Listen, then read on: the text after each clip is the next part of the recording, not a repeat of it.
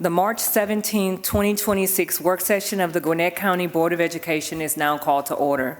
Without further delay, I turn the meeting over to Interim Superintendent Dr. Al Taylor to bring us our first presentation. Thank you, Chair Dr. Therese, and good afternoon, everyone. At this time, we will have Danelle West, Chief Learning Officer, introduce her team members for this evening's presentation. Chief West. Good evening, Board Chairperson Dr. Therese, board members, and Dr. Taylor. This evening, we are presenting the process, findings, and recommendations from our single charter school petition for Achievement Preparatory Academy. The information shared tonight, along with the documents provided over the past few weeks, was intended to prepare you to vote on the recommendation at the March 18th business meeting. I turn it over to Dr. Emily Cody and Dr. Leilani Scott to present the recommendations. Good evening, Chairperson Dr. Johnson Morgan, board members, and Dr. Taylor. We will provide an overview of this year's charter petition cycle and walk you through the process used to evaluate the petition received. Our goal is to ensure full transparency around our review process and the recommendations provided in your materials.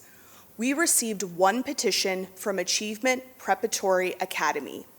APA submitted a complete petition which you received along with their letter of intent. APA is a proposed charter school intending to serve students in kindergarten through 5th grade, opening in the 2027-2028 school year. The founding team has proposed opening with 200 kindergartners through 3rd grade students from the Duluth, Norcross, and Meadow Creek clusters, and plans to implement a phased growth model, adding 1 grade per year until reaching 475 students by year 5. Since 2023, the district has utilized this petition review process. It is inclusive of updates to Georgia charter school law and our district's commitment to transparency, consistency, and two-way communication to support informed decision-making and public trust, as evident in our blueprint for the future. Each year, the district invites interested individuals or organizations to submit charter school petitions. All resources, timelines, and contact information regarding the review process can be found on the district's website. This year, 2 letters of intent were received. One group, Achievement Preparatory Academy, elected to proceed and submitted a complete petition by the December 2025 deadline. Given the petitioner's role as a current GCPS employee, and at the recommendation of the State Charter School Commission, the district used external reviewers for the first time to ensure objectivity and procedural integrity. This included 2 lead reviewers from the National Association of Charter School Authorizers and an additional commission-recommended external reviewer from the Metro Atlanta area. State law requires the board to take action on a charter petition within 90 days of submission, requiring formal action at the March board business meeting. The review committee recommends to deny the petition from APA based on the rationale outlined in the next slide. The review committee identified the following legal insufficiencies that render this petition irreparable in this review cycle. First, in the category of academics, while the proposal references experiential learning, it does not clearly demonstrate how project-based learning would be consistently implemented in daily instruction or how sustained inquiry, interdisciplinary learning, and performance-based assessments would be operationalized. The proposed academic program does not clearly articulate a distinct instructional model that expands educational options beyond those currently available within GCPS, where comparable project-based and experiential learning opportunities already exist. The review also identified a reliance on instructional resources created by Gwinnett County Public Schools, including pacing guides and a scope and sequence documents that are not publicly accessible. Second, in the area of community need, demand, and engagement, early stakeholder engagement activities reflected limited participation, making it difficult to assess interest by prospective families. And while APA reported receiving 80 intent to enroll submissions, only 44 of those were listed in Georgia as residing in Georgia and fall within the proposed grade levels of K through 3rd. This represents a relatively small proportion of the school's projected opening enrollment of approximately 200 students. And finally, in the category of finance, APA identified state and local per pupil funding as the primary operating revenue and cited anticipated startup funding sources including grants and federal funding. However, the majority of startup funding is not secured, and the proposal fails to clearly differentiate confirmed funding from projected sources. Coupled with the limited evidence of sustained community demand, it is unclear whether the school could realistically achieve the proposed opening enrollment of approximately 200 students. Additionally, the committee identified that staffing costs were underestimated, and the facilities plan varied widely in size, location, and cost, resulting in elevated financial risk. Tomorrow evening at the regular March business meeting, the board will be asked to vote. The board can vote to affirm the recommendation, which would deny APA's charter petition. The board can reject the recommendation and approve APA's charter petition, or the board can reject the recommendation and ask APA to revise and resubmit their application. I stand ready for questions.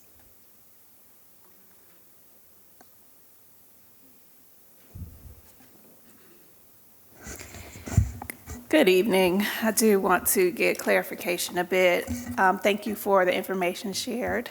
And I'm pretty clear in that you said that the State Charter School Commission recommended an external review committee. Can you share again who was represented in that external committee?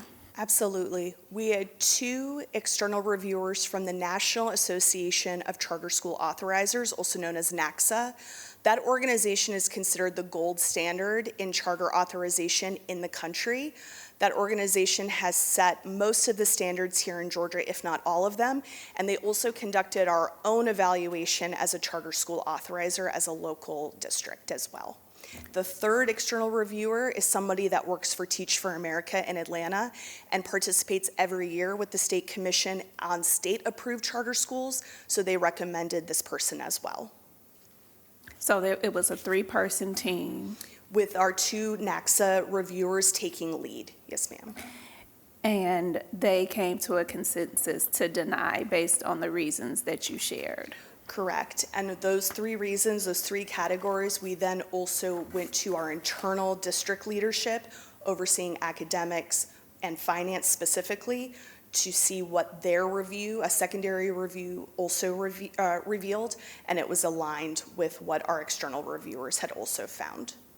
Was there use of a different rubric than we used in the past, or is it the same rubric that we've used in the past? Thank you for asking. As part of the most recent legislative changes, we now have a state-approved and state-required and created rubric that we have not used before. So our 3 external reviewers use that rubric on this petition, and our internal review committee, which consists of district leaders across all divisions, also use that rubric as a practice or in a way to calibrate, as we are required to use that rubric moving forward on all future petitions.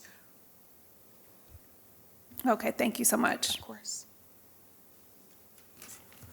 So thank you for the presentation. I am a little confused as to why their level of engagement would go outside of the area where they are proposing their charter school. That is really confusing to me, and only 44 were from Georgia residents in this area. Can you shed any light on that as to why that might have been? I think their use of virtual or online platforms to gather engagement obviously opens those gates a little bit wider so that anyone could join those sessions rather than mostly in-person sessions that would have been local. So that would be logistically my only explanation, but that would be a follow-up question for the petitioners themselves. Yeah, and I wonder what that to me just kind of maybe speaks to their level of true interest in wanting to engage or come into the community to even establish a charter school. I would assume they'd send folks out to put boots on the ground and get into the community and, meet at a coffee shop, meet at a community center, meet at churches and explore the possibility of, hey, this is what we're doing. Are you interested in doing this? So that was interesting. And of course, the financial component was interesting to me as well, with insurance coverages not being there, not being ready, not being proposed. This was fascinating. So thank you for the level of detail and the explanation and of course the recommendation from the committee as well. Thank you, sir. So the timeline, they've got 14 months before they open. Yes, sir.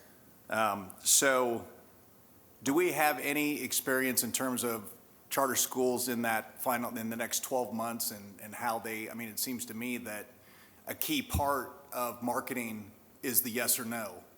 So if they have 44 with a complete unknown as to where they stand, plus those coming into the state that might take advantage of it, and my understanding is their strategy is to try to serve a underserved area with a new opportunity, according to what the legislature is. Do we have any metrics that would help us support whether they might or might not hit the number they're looking for?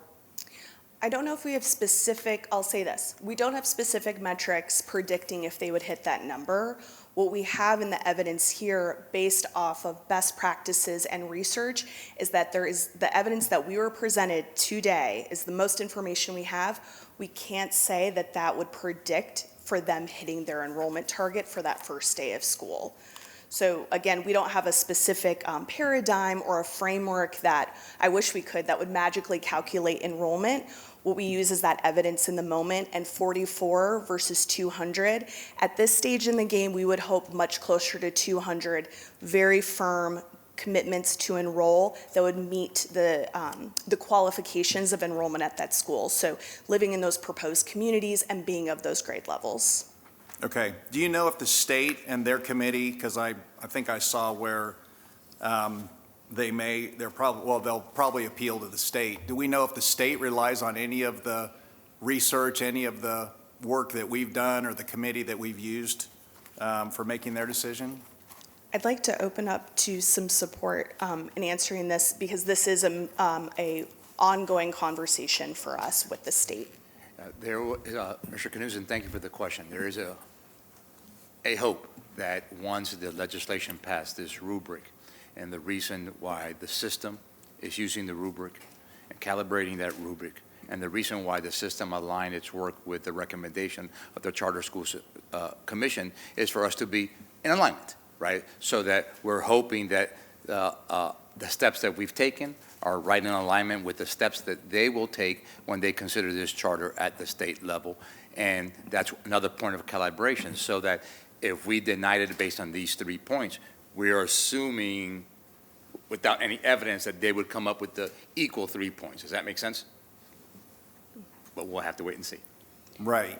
And if the theory is among these folks that want to do this, that have been associated with Gwinnett County Public Schools, understand the pursuit of excellence of Gwinnett County Public Schools, and see this potential gap in families that are going to have the opportunity to remove their kids from promise schools, have the financial ability to put them into a school, that's also kind of a brand new dynamic. Have we asked in terms of efforts or thoughts around how they propose to answer these sort of deficiencies?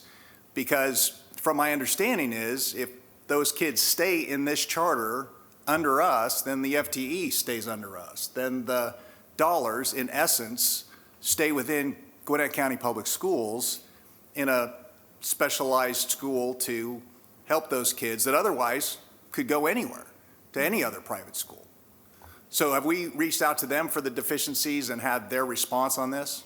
Yes, we have followed up throughout the process, either with clarification questions, or if there was an opportunity to revise and submit, we also asked them to do that as well. At this stage, given that 90 days, based on the letter of the law, exercising that we've reached out for those follow-ups, clarifying additional data, which included that community engagement data where we were able to dig in and see, you say 80 in the application, but when we dig, only 44 actually live here. That's why we still came to that conclusion today to present to you as the recommendation. Okay, and what's the penalty or negative aspect if we deny this and then they do get, because clearly the legislature is looking for an expansion and meeting student needs, parental choice, a lot of those different things. This seems to be a potential hybrid that would be helpful. But clearly that's their desire. What's the penalty if we deny and then they approve and we move down the road? So currently, based on the law, the penalty if we deny and the commission then in turn approves it is that will be 2 for 3 against our Swiss waiver, meaning that if we deny one more charter petition that then goes on and is approved by the state commission, we would not be eligible for renewing our Swiss waiver. That's pretty drastic. Let me change that. We may not be eligible. The law does not say that we would not. It says, it clearly says may. And remember, there is some question as to whether the first one would or would not count because the state did not develop their rubric as required by law. So because of that, one person's belief is that the first one does not count. At that point, we would have to make that argument. So this may be number 2, but it may also be number 1 if it were to be approved. But Ms. Cody is correct. After 3, we may not have our Swiss contract renewed. That's important there. Yeah, a significant impact to what we do and how we do it. So, okay, thank you. Of course. Can I get a clarifying question on the rubric? Is there a cut and dry interpretation of results that goes along with the rubric? So I see here that there are 3 areas that were identified where there were concerns. I don't know how many areas were on the rubric in total, if some were weighted more heavily than others. Is this just a subjective, you use the rubric and then you determine yes or no? Or is there clear guidance in the rubric that says, if you have concerns across this many dimensions, you should deny? Thank you for that question. There is no clear guidance on the interpretation of the rubric. Currently is up to districts to calibrate internally in how to use that rubric. I will say I've included the rubric at the end of that binder so you can see it in its totality. The 3 areas that were highlighted as the major parts were those categories that through the initial review, the panel interview, and the secondary review, that we found that we had enough evidence and not enough time to repair the deficiencies in those 3 categories, which is why they're highlighted. Has an external review committee been used in other districts? Yes. Do you know if what they recommended, if they had a situation where maybe they recommended denial and then that same charter went to the state and was approved? No, currently I do not know of any You don't know? situations. Correct. Haven't looked into it. Okay. That would have been helpful just as a data point to know. Lastly, because I know we need to move on, if this school applies with the state, it's possible they could, at that point, have 200 families interested. So is the state then considering that updated data point in their determination? I do not know if that would be part of it. From my understanding and how it should work is that the same petition that was submitted to us as a district would be the same petition reviewed by the state. It would be helpful to get some answers there, because I think that makes a difference, right? If they came to us and only had 40 families, but then they go there and they have 200, and now, you know, the school looks more favorable, and has a better chance of being approved. I think that matters to me, Yes. right? What we're presented versus what they're presented. So it would be helpful if we can get some clarification around those 2 points that I just kind of Absolutely. presented. Thank you. I have one more question. Hasn't the legislature, through the legislation, also provided an incentive for the district by providing a certain amount of revenue to us to put people in place to work with and assure, or try to assure as much as possible, the success of any charter schools that might operate under GCPS? Absolutely. And again, I want to defer to Chief Gomez just for precision of language. I cannot recall the amount of financial incentive. Does maybe hope that David Goldie has a better memory than I do. David, do you know what it is? Yeah, absolutely, yes. 250,000 per year for 3 years. The cap last year was $500,000 in the budget, which allowed for 2 charter petitions. This year, I believe it's currently proposed to be raised to 1 million, so that would allow for 4 charter petitions. So it's 250 per charter petition for a total potential revenue for support for charter schools within GCPS of up to $1 million a year? No, that would be 250,000 per year for the first 3 years. Okay, thank you. For the whole state, though. That's- So for the whole state. So there's $1 million in the bucket. If 4 people get ahead of you and you're the 5th one, you get nothing. It's for the whole state. Well, we better move fast then. No. Thank you for your presentation. I do have a few questions. So the first one is, did you all give this charter school the opportunity to correct any errors? You had a meeting with them. Yes. Can you talk a little bit more about what that looked like? Yes, we followed up after the panel interview for clarifying. We did not find any mistakes that needed quite revision, but we had lots of clarifying questions and additional points of data to contextualize things that were in their proposal. They submitted everything back to us by the 2 deadlines that we gave them. So we've been in constant contact over email, and then that panel interview that took place on March 3rd with their board. After they submitted the corrections, did you go back and have a conversation with them about maybe the inadequacies that you all found in the information they presented? No, at that point, it was time to present to the board our final recommendation. Is there anywhere in the process where there is time to do that before it's presented to the board, to be able to allow more clarity around that? Because even here, I wish there was even more clarity, right, for us here. And the timing that they had, I guess it was past the deadline for you. So it's definitely case by case. So if we feel, if the internal committee is what usually reviews a charter petition, in this case, it was those external reviewers with NACSA, felt that there was enough time between now and the board vote to correct any deficiencies that they had found, we would have definitely had a conversation. But the external reviewers felt that the deficiencies found at this point were not going to be able to be addressed in time before the board needed to take action, or even for when the school would to be open for students, in the 2027-2028 school year. So it couldn't wait until next month? No, it would have to be that 90 days for the board to Okay. take, yes. And I just want to speak to the options, again, that's available to the board. If we feel like the information that we have is generating more questions, that's what the option number 3 in terms of what the board can vote and take action on. So you can vote to reject and have them revise and resubmit, so that gives them some additional time to make those corrections. And any of these additional questions that we might have, we can pose that to the committee.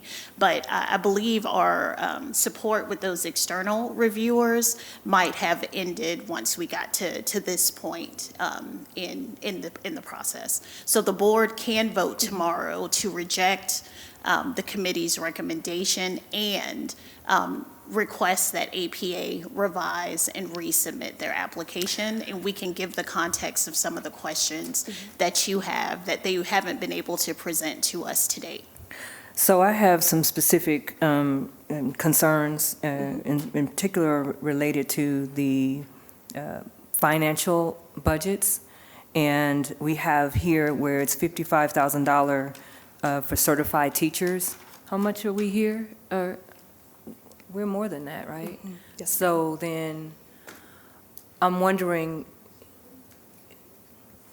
right, and benefits as well. It looks like that the health insurance budgeted amount was also low at $4,400 per person. And I know we have increase in healthcare costs now, so I'm wondering really what that looks like from a budget perspective, if that's even realistic in a way to see that we have highly qualified teachers. So one of the things that's really critical about charter schools is one, the accountability is different for them. They have to outperform the public school system around them. Some of them strategically place themselves in areas where the schools are low performing so that then, but is that really helping, right? Right. And I think that's questionable. I'm not saying that it doesn't, it just is, there's a question there.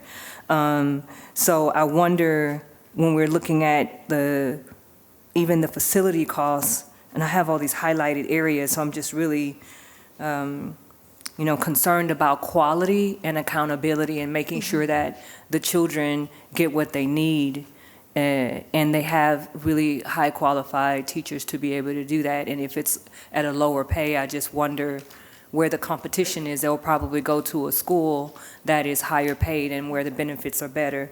So I'm again thinking about how are we providing high academic supports and really bridging the gaps that are needed, because it looked like some of the areas that they included had Norcross was one location, then there was another location in Stone Mountain, if I'm not mistaken, and then another location. So 3 different locations in 3 different areas, and the square footage was like all over the place. So I'm wondering, even when you think about the enrollment of our students, they have 80, and some of it would be virtual, and 44, but I do get, I'm sorry, I'm just working with this data, and I'm just trying to understand the square footage per child limits your amount of the number of children you can have in your school. So if the facility isn't confirmed yet, have they confirmed the facility? Yeah, I see 3 different options here. I don't know if they came back and confirmed something, did they? They have not, but they provided those 3 options as comparable properties. When we probed in the panel interview about the facilities, the person on their board who represents Real Estate Ventures explained that until we get that yes, or until they get that yes, they wouldn't be able to sign a lease. But again, they were provided 3 properties that they assert would be comparable to what they were looking for. We did catch that square footage was quite a wide variety and in different locations throughout the district. Right. We also just wanted to answer about the budget piece. That was one of the follow-ups from the panel interview. We allowed them to resubmit a different budget at 100% enrollment, that 200 versus the 50% required by the state in that first draft. And we didn't see the corrections that we were hoping for around teacher pay, insurance, those types of things. We also probed the teacher pay from the lens of competition, and we were not able to get that articulation around the pay and how they would be attracting and retaining high-quality teachers. In 100% of the budget, did it include the cost for utilities, maintenance, and grounds? It should, yes. It did include it. Right now, it has 0 on these notes, but that was I'll get you. before. That would be great. Yep. And then the other thing I have here is for the rubric, I think I heard you say that there's a lot of variation around scoring. Is that correct? Yes, ma'am.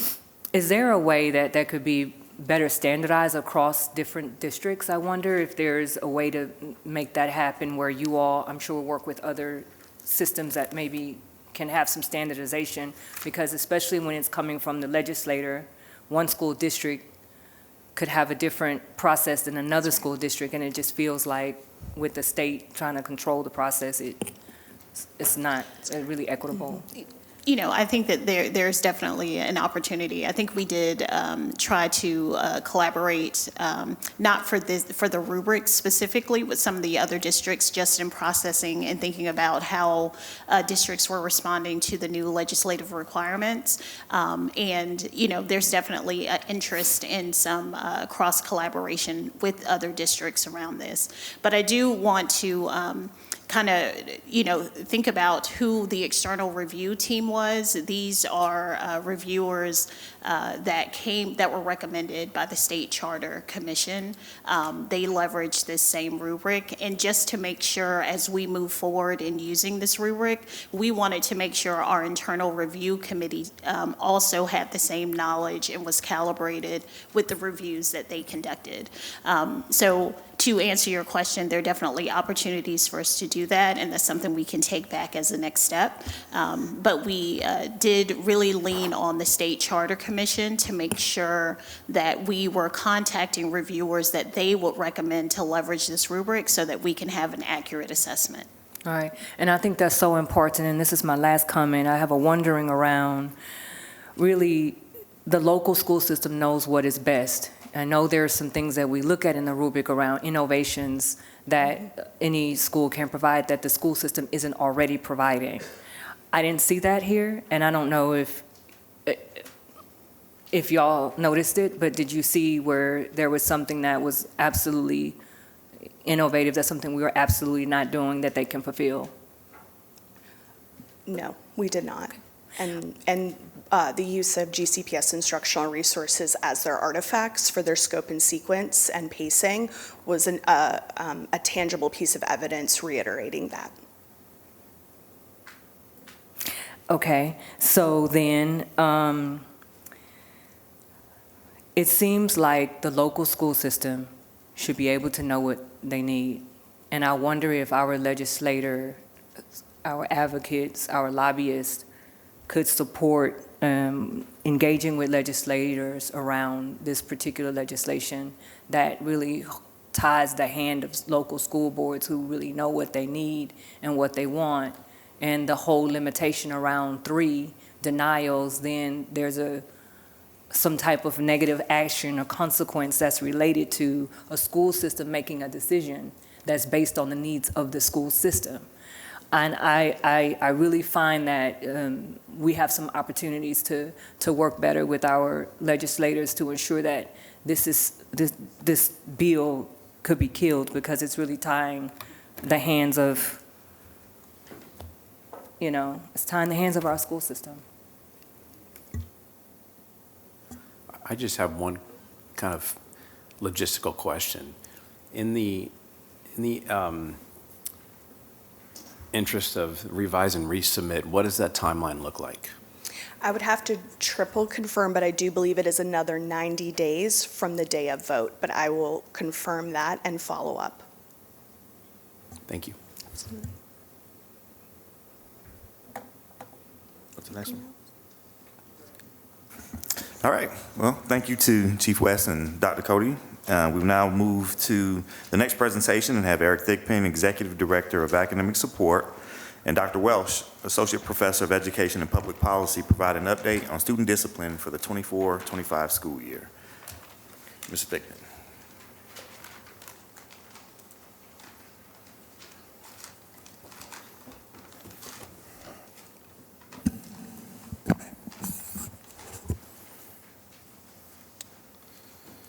Chairperson Dr. Therese, board members, Dr. Taylor, it's a pleasure to be in front of you this evening.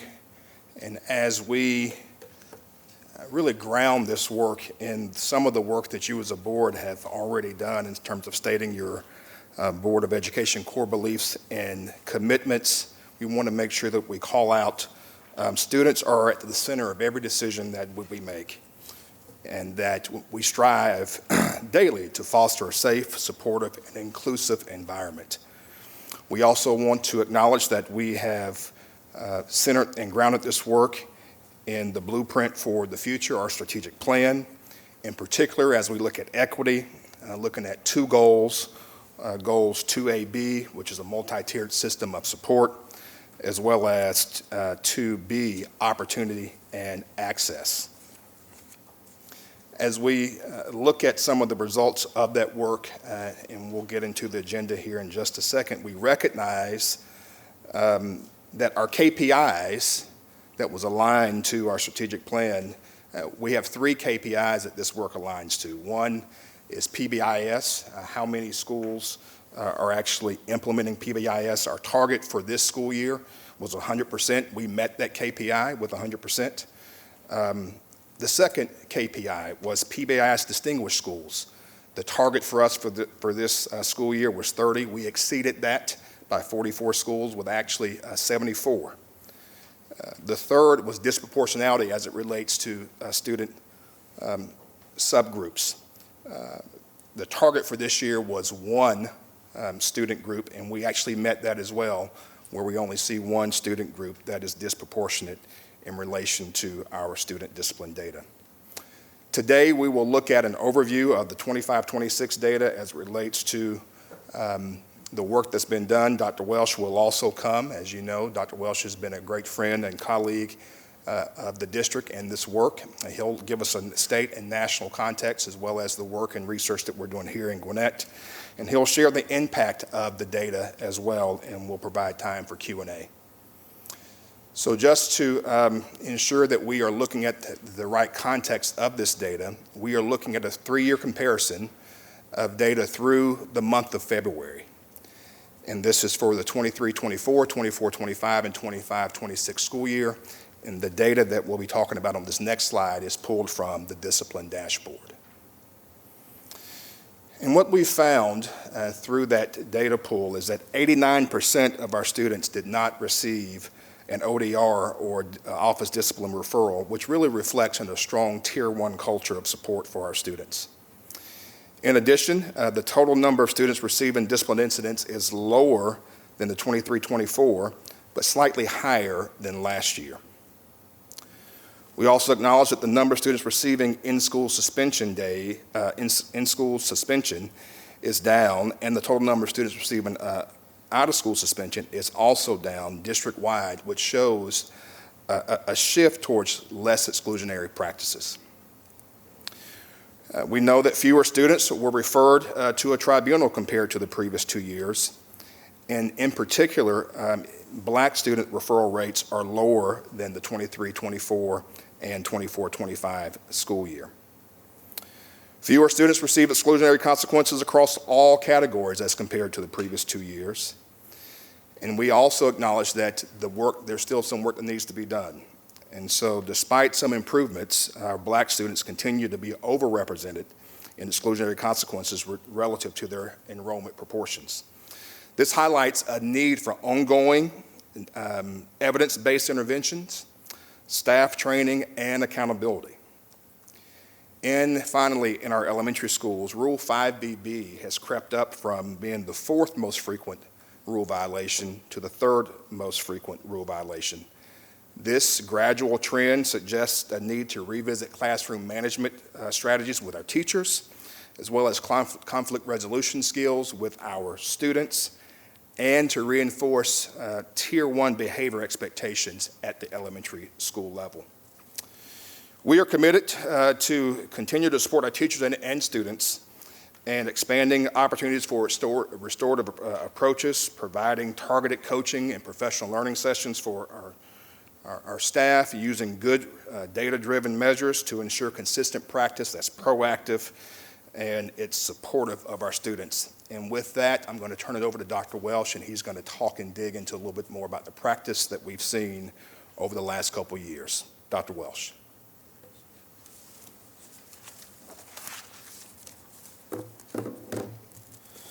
Thank you, Sir Thigpen.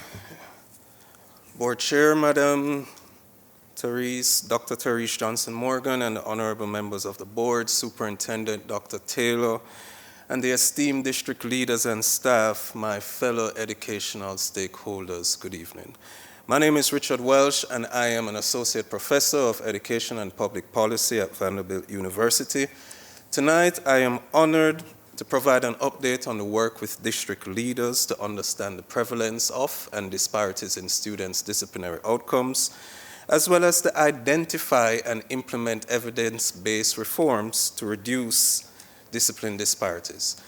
Since the last time I presented to you in August 2024, we have made strides in understanding the intricacies of discipline disparities. We have updated the longitudinal sample to include the past 2 school years. We have met consistently with district staff to monitor discipline trends, review data from the discipline dashboard, and to probe the fidelity of support. We have visited several schools across the district. We know that the use of research evidence is relational, and our work is focused on fostering the conditions to leverage the research literature to reduce discipline disparities. We're also making strides in the path to transformation. Based upon our prior work, I propose that we implement a strategic framework to guide the transformation of school discipline in GCPS, and we are doing just that. The district has fortified Tier 1 strategies, and we have done the groundwork to implement and evaluate additional Tier 2 and Tier 3 strategies in the upcoming school year, as guided by the Transforming School Discipline Strategic Framework. As usual, I would be remiss if I did not extend my sincere appreciation to the district and school personnel who were gracious with their time and thoughts to contextualize the numbers and provide valuable insights. Here's a roadmap for today's presentation. First, I will provide a brief overview of the nationwide post-pandemic school discipline landscape using data from the Civil Rights Data Collection. This gives a better sense of how we compare to other districts. Next, I will provide an empirical portrait of school discipline in GCPS using administrative data from the past 8 years.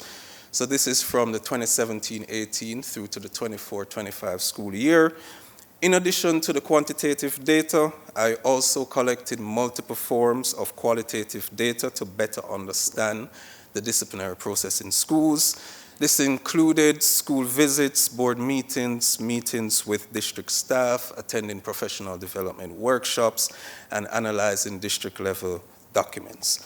The findings will provide a better sense of post-pandemic trends in exclusionary discipline. Finally, I will provide an update on the implementation of the multi-tiered school discipline reform strategy here in GCPS. The plan is for me to present for 15 or 20 or so minutes, and we'll have another 10 or so minutes for Q&A. I will not have the time today to illustrate the depth of our work, but there's a working series of reports with further details that can be made available in the future. School discipline can be measured in different ways, and each metric tells a different story. I want to define a few terms I will use repeatedly. Exclusionary discipline includes both office discipline referrals and suspensions. There are 2 different types of suspensions, in-school suspensions and out-of-school suspensions. As you will see, the emerging predominant focus of our work is ISS, the most prevalent disciplinary consequence in GCPS, the state of Georgia, and the South. Prevalence speaks to the overall use, whereas disparities speaks to the disproportionate use of exclusionary discipline. For prevalence, we use rate-based metrics. For disparities, in today's presentation, I will focus on the relative risk ratio, although in our work, we use multiple metrics. So in sum, we are examining several disciplinary outcomes, and we're focusing on both prevalence and disproportionalities. Fortunately, unlike chronic absenteeism, we have not experienced a marked increase in the prevalence of suspensions nationally. Whereas chronic absenteeism surged post-pandemic, exclusionary discipline rates have remained fairly stable. Here I'm showing the overall prevalence and across student groups, and for the most part, the trends and rates in 2021-22 resemble those in 2017-18. We still do have evidence of disparities at the national level. So from the same CRDC 2021-22 data, Black boys were 8% of the K-12 student enrollment, but 18% of students who receive 1 or more ISS, and 22% of students who receive one or more OSS.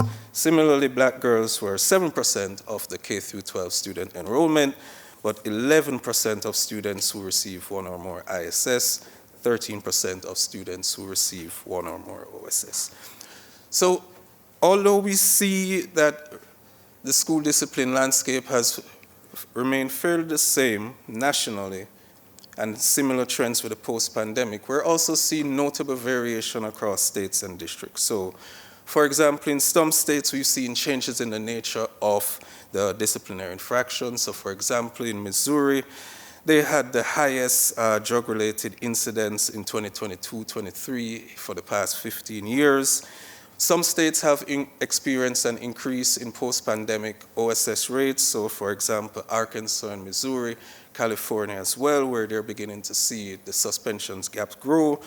On the other side, we have states who have experienced some downward trends in some of their rates. So when we look at Michigan, we've seen downward trends in the rates for black students and students with disabilities. This figure illustrates the regional differences in ISS. It includes both pre- and post-pandemic data from the 2011-12 school year all the way through to the 2021-22 school year. So it provides a picture of the last decade. And as you will see, the ISS rate in the South over the past decade, approximately 9.37%, is the highest suspension across both types and across all regions. When I say types, I'm referring to OSS as well. Each of the southern states are a shade of red, signifying some of the highest rates nationwide. The top 10 states with the highest rates of ISS in the nation are all southern states. Black and Latinx ISS rates are highest in the South. The black ISS rate in the South of roughly 13.28% is the highest suspension rate across suspension types and regions. Among our Latinx students, the ISS rate in the South of 7.5% is markedly higher than suspension rates in other regions. So you can begin to see why most of our work is drifting to focusing intently on ISS. The prevalence of and disparities in suspensions in GCPS is similar in many regards to other districts nationwide. So when we look at large urban districts, when we look at large suburban districts, when we look at our fellow districts in the Metro RESA, we see similar trends. Now, to be clear, there are different surges in suspensions in the 21-22 school year. So we still have higher ISS and OSS rates than the national average. Our ISS and OSS rates are still larger than large urban districts. We very much resemble large suburban districts, so we had a higher ISS rate but a slightly lower OSS rate. Relative to the Metro RESA, we had a slightly higher ISS rate and a higher Latinx ISS and OSS rate, but we had a lower OSS rate and a lower black ISS rate and OSS rate. So in other words, we're using ISS more but less than the Metro RESA. So overall, with the caveat of the limited post-pandemic data, we're only looking at 21-22. The comparisons of GCPS and other districts show similar trends to the pre-pandemic findings. We tend to use ISS more, but that is reflective of the state and the region. We will continue to monitor the national context, and we await the release of the 2023-24 school data so we can update the analysis. Now let's turn to the prevalence of exclusionary discipline in GCPS over the past 8 years. There is a slight decline in the ODR rate in the post-pandemic period from 15% of students receiving at least one ODR in 2018-19 to 13% in 2024-25. ODRs in the past 5 years have not reached pre-COVID levels. In 2018-19, there were roughly 92,000 ODRs compared to roughly 72,000 ODRs in 2024-25. So that's roughly a 22% decrease in ODRs over the past 5 years. So in other words, GCPS has less ODRs with more students in the post-COVID period relative to before the pandemic. We can celebrate that less students are being sent to the office in GCPS over time. There are, however, 4 priority grades that we have our eye on in the post-COVID period. And these 4 grades account for roughly 2/3 of our ODRs. So in other words, 2 out of every 3 ODRs occurs in grades 7 through 10.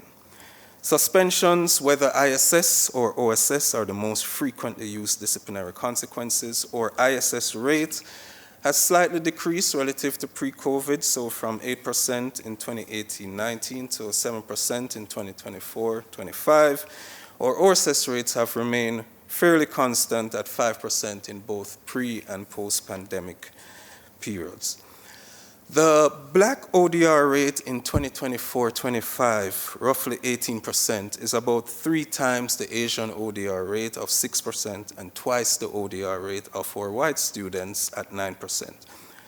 I want to make it clear that even though our Black students are still referred to the office more than other students, the rates and counts are trending in the right direction.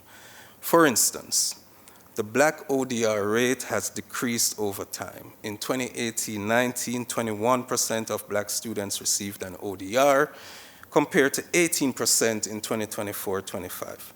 Our ODR rates also vary by gender, socioeconomic status, and special education status. So our male, low income, and students with disabilities are also referred to the office at significantly higher rates than their peers. So in 2024-25, our male students had an ODR rate of 17%, which is nearly twice the rate of our female students at 10%. We have applied an intersectionality lens in our work, and the findings illustrate the need to focus on the disciplinary experiences of Black students and the intersectionality with disabilities, gender, and socioeconomic status.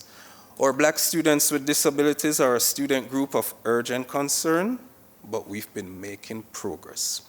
In 2024-25, 22% of our Black students with disabilities were referred to the office, compared to 28% in 2018-19. Black male students with disabilities have the highest ODR rate in GCPS. In 2024-25, 23% of Black male students, or ODR rate for Black male students with disabilities was 23%, and this has come down from 31% in 2018-19. So the percent of Black students receiving ODRs are going down, even though disparities exist. We need to stay the course as we're seeing positive trends. Similar to Black students, among Latinx students, Latinx male and Latinx students with disabilities have the highest ODR rates.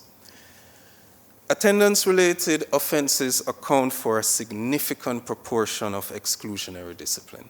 In 2024-25, attendance-related infractions accounted for roughly 37% of our ODRs, 36% of ISS, and 7% of OSS. Although there are fluctuations, this is trending downwards from the last time we spoke and relative to pre-pandemic levels. So in 2018-19, those same attendance-related infractions accounted for roughly 40% of our ODRs, 37% of our ISS, and 12% of our OSS. The reduction in the use of OSS for attendance-related infractions is a positive sign that a non-punitive mindset is taking hold in GCPS. Another notable point of progress is the percentage of ODRs for attendance-related offenses for our Black students, which has declined from 39% in 2018-19 to 31% in 24-25. We know nationwide that chronic absenteeism has ballooned, but our Rule 10 infractions are not the same as chronic absenteeism. When students are AWOL, they're likely to be found in hallways, bathrooms, and common areas rather than in their classrooms. AWOL may lead to more serious offenses such as drug possession and usage, and kids are missing class to do something other than learn. The reality is that our high schools are large.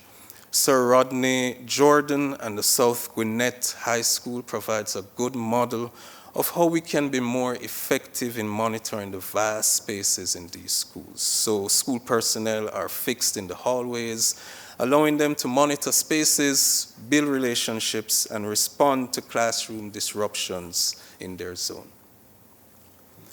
ODRs may be resolved in several ways. There are 5 disciplinary consequences that account for the majority of how we resolve ODRs, and this has remained constant before and after the pandemic. Most of the ODRs are resolved using suspensions. As I mentioned earlier, similar to the state of Georgia and the South, ISS is the preferred disciplinary consequence. It is being used more frequently than OSS, and coupled with OSS, about half of our ODRs are resolved using suspensions. Suspension rates vary across student race, special education status, gender, and socioeconomic status. So in 2024-25, Black students had the highest ISS rate of all student groups, around 9%.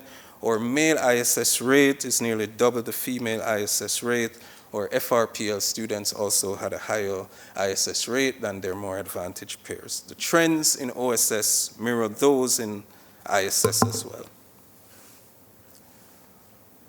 When we turn to disparities, we see that disparities in exclusionary discipline are similar to pre-COVID levels. Or black-white disparities are the biggest concern regarding who is referred to the office and suspended. So the black-white ISS-RRR of roughly 2.35 in 24-25 indicates that on average, Black students were twice as likely to receive an ISS as a white student. There are also disparities by gender, educational services. So we have an R&R, same ISS, RRR of roughly 1.8 in 24-25, which indicates that our male students are roughly twice as likely to receive an ISS than female students. We have an ISS RRR of roughly 1.54 in the same school year for students with disabilities, so they're also more likely to receive an ISS. In a nutshell, there has been a gradual decline in prevalence, but disproportionalities have remained stubborn. Both rates and counts are trending in the right direction. It is commendable that GCPS has been able to reduce the overall number of ODRs and the proportion of students being referred to the office over time. Disproportionalities persist despite reduced prevalence.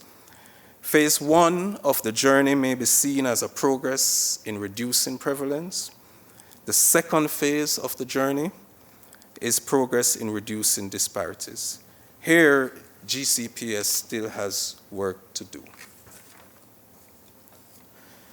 The sense from conversations with district and school leaders is that roughly 5 years since the onset of the COVID-19 pandemic, school discipline is back to normal in many ways.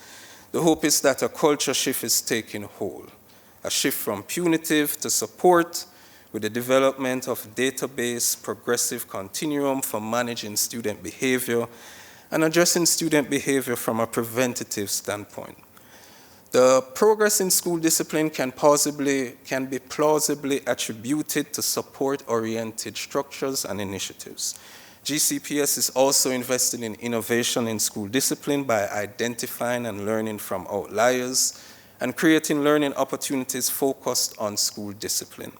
The support structure already includes many elements of the multi-tiered school discipline reform strategy, including our behavior coaches for coaching educators, PBIS, and SEL.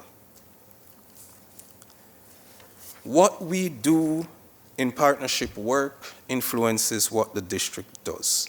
We have an evidence-based emphasis on support and a data-driven approach to targeting students and educators most in need. Our partnership is helping the district and schools identify the work that we need to do and start doing that work in a research-informed and collaborative manner.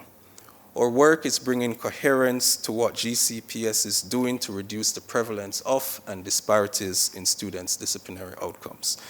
Sir Grady Caldwell Grady Caldwell and his team have been doing a commendable job on fortifying Tier 1 support. So this includes the focus on PBIS and restorative practices, and is evidenced by the growing numbers of PBIS distinguished schools, where I think we've doubled the number of PBIS schools in the post-pandemic period.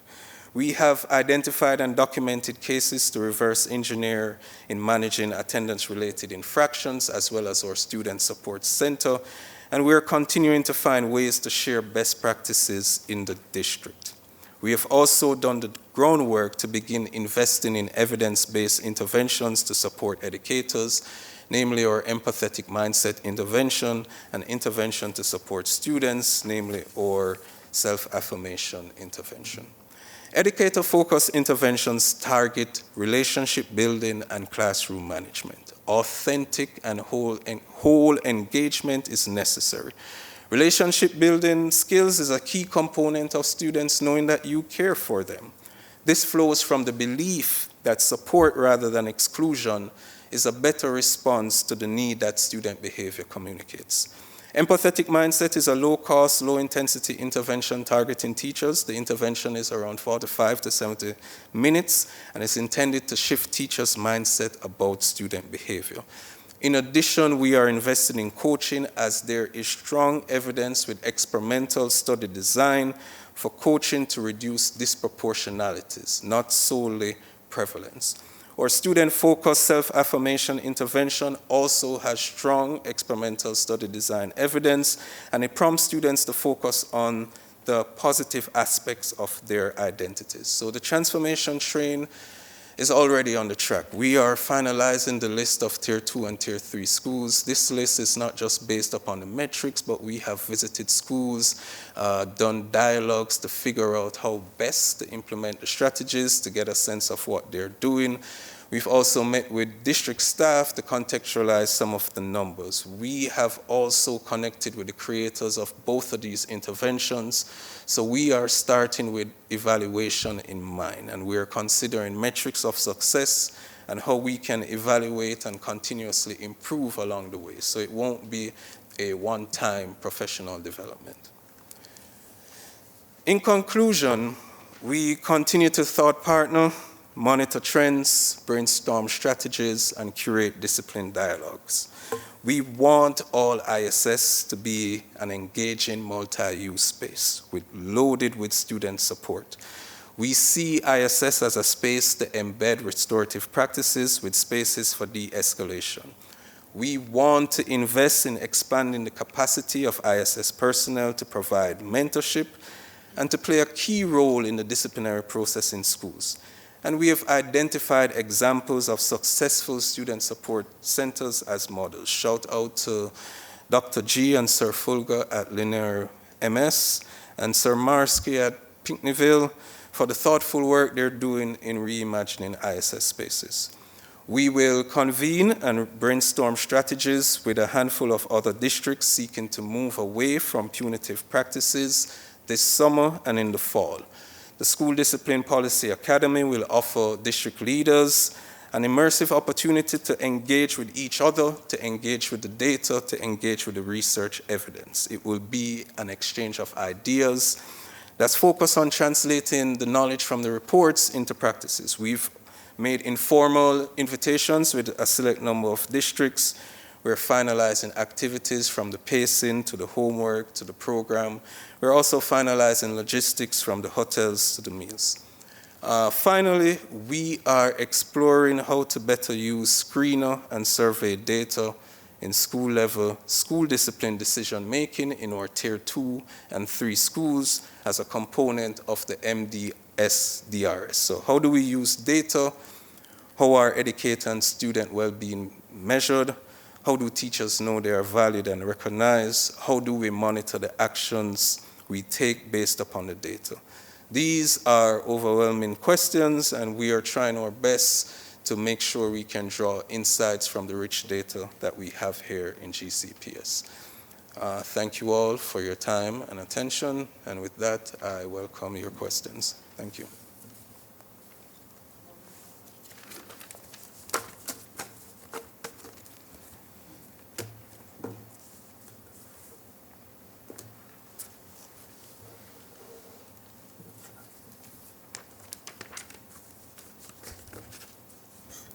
Thank you, Dr. Welsh. I appreciate the presentation. I had an opportunity to review prior to this meeting and learned some new information around the data is very stark when we look at the disparities. And for example, you mentioned that Black boys make up 8%, yet they are receiving 22% of consequences. Is that correct? Nationally. So Nationally. that's coming from the CRDC data for the 21-22 school year, but it resembles what we've seen in the past decade before the pandemic.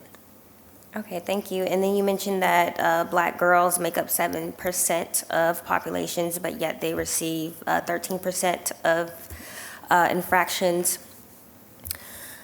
You also mentioned that rates are trending in the right direction, even though disparities exist. And I just have a question around the work that's been done in GCPS. And you mentioned that you had an opportunity to push into some of our schools using academic research. There was some mention of coaching to address disproportionalities, and based on your research and expertise, and I don't know if if this came up, but based on your assessment of GCPS, do you see any policy considerations? There was a policy consideration that we had a few years ago, and I think my sense is, we have to till the soil before we plant the seed. So a lot of these policy considerations, and I'm talking specifically about JCDI, we have to make sure that our personnel have the training, the capacity to implement these policy changes. So though I am a fan of policy changes, and we do have quasi-experimental evidence that these policy changes work in where they've been developed, I also think that training and professional development and coaching and supporting our educators is probably a prerequisite to us mandating some of those policy changes. Okay, thank you. And my next question is around, on your presentation, there was mention of a school discipline policy academy. Could you share more information about the academy? Yeah, so that came out from just trying to bring together similar situated districts. So the way we think about innovation in school discipline is that the research literature can tell us what works, but we also know that districts and schools are innovating and trying practices. So we wanted to bring its majority southern districts. We have a blend of districts, large suburbans, smaller districts, and we wanted to bring together the district leaders, situate our work in the data, situate our work in the research evidence, but also curate a space where they can talk about strategies that they're employing and also to craft a school discipline improvement plan. We are, probably the last comment, we're thinking on it being a workshop where they would come in and spend the night, one night, and then we'd have a full day of activities where we go from the data, looking at the causes of discipline, what the data says about that, look at what they're doing in the districts, and then we'd have also a workshop where we can begin to craft some of the strategies that we can implement next year. All right, thank you so much. And then the last thing that I have is you made mention of some reconfiguration student support centers. And I just want to shout out Harbins Elementary. I had the opportunity to tour one of their opportunity rooms, and it is absolutely incredible. I recommend folks who are listening, if they haven't had an opportunity to tour the opportunity room, it's an incredible space for students. Can you say the name of the school again, please? Harbins Elementary. Harbins Elementary, thank you.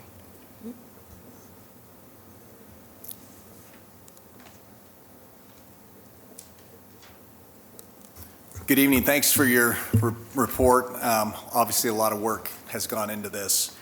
Just so I understand the graphs correctly, 2020 shows a dip. That's the school year ending 2020.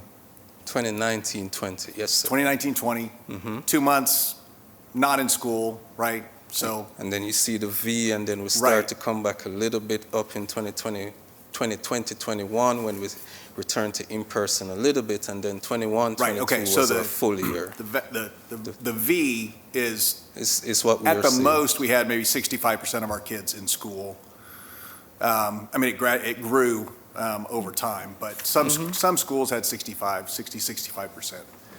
So I just want to make sure that I understand the graph. So when you're looking at some of these numbers, Yes, sir. if you have a group of students that is below their average, won't that create a disparity somewhere else in the numbers? I think what's maintaining our disparities, if to reframe your question, is that the rates are falling across most of our students, right? So the students with the highest rates aren't having disproportionately the most significant decline. So I'll give you an example. We looked at our black ODR rates this morning, and it did decline over time, as I mentioned, but when we look at our white ODR rates, it also declined as well. So when we put the numerator and the denominator, the disparities will kind of remain fairly stable if our black students decline by 3% and our white students decline by 2%. Okay, all right. So that's what you're looking at, is not just the fact that the percentages, but how the percentages have changed. Yes, sir. And we use multiple metrics. So, in the presentation I did, we can look at the enrollment in the district versus the enrollment in students who are disciplined. I presented on the relative risk ratio today as well. We've explored using the absolute risk difference as well. So in the research, I would recommend that we use multiple so we can see whether or not they're moving in different directions. So we wouldn't just rely on one metric to tell us what's happening with disproportionalities.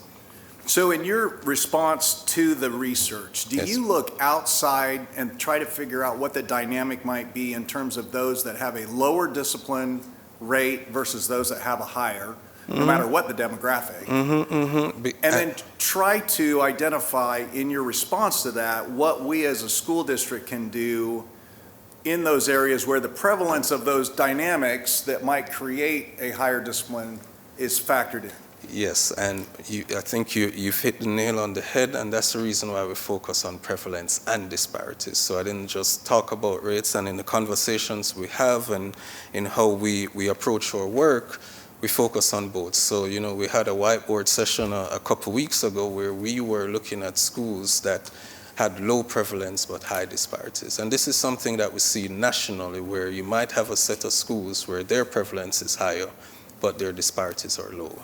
And then you have another set of schools where their disparities are higher, but their prevalence is low. So if we only looked at one, we'd be missing some segments along the distribution. So in the work, we're looking at the student demographic, the demographic composition of the school, and then we're going across prevalence and disparities. And then, what I see is the metrics and the numbers. So a lot of the work and what we've done with the school visits, with the conversation with district and school personnel, with the professional development workshops, with the meetings that we've had with district staff, is to add some context around these numbers so we can say, oh, that school is located there, that's what's going on there, that school has a new principal. And we put that together as we make sense of the numbers. I love the fact that you called out Principal Jordan down at South. Doing great work. Yeah, after his graduation rates jumped a couple of years ago, I had to go down and meet with him personally and walk the school and see what he had done, and the ability just to lower the anxiety, lower the temperature, if you will, in the hallways, allowed kids to be in a better place to learn. Something as simple as creating a two-way dynamic, right? Yes. I was at a student council or a school council meeting at Collins Hill this last week, and they were talking about their PBIS and the growth, and they were talking about some of their disparities that have dropped, or some of their discipline numbers that have dropped. And I had to ask the question, have you talked to Principal Jordan?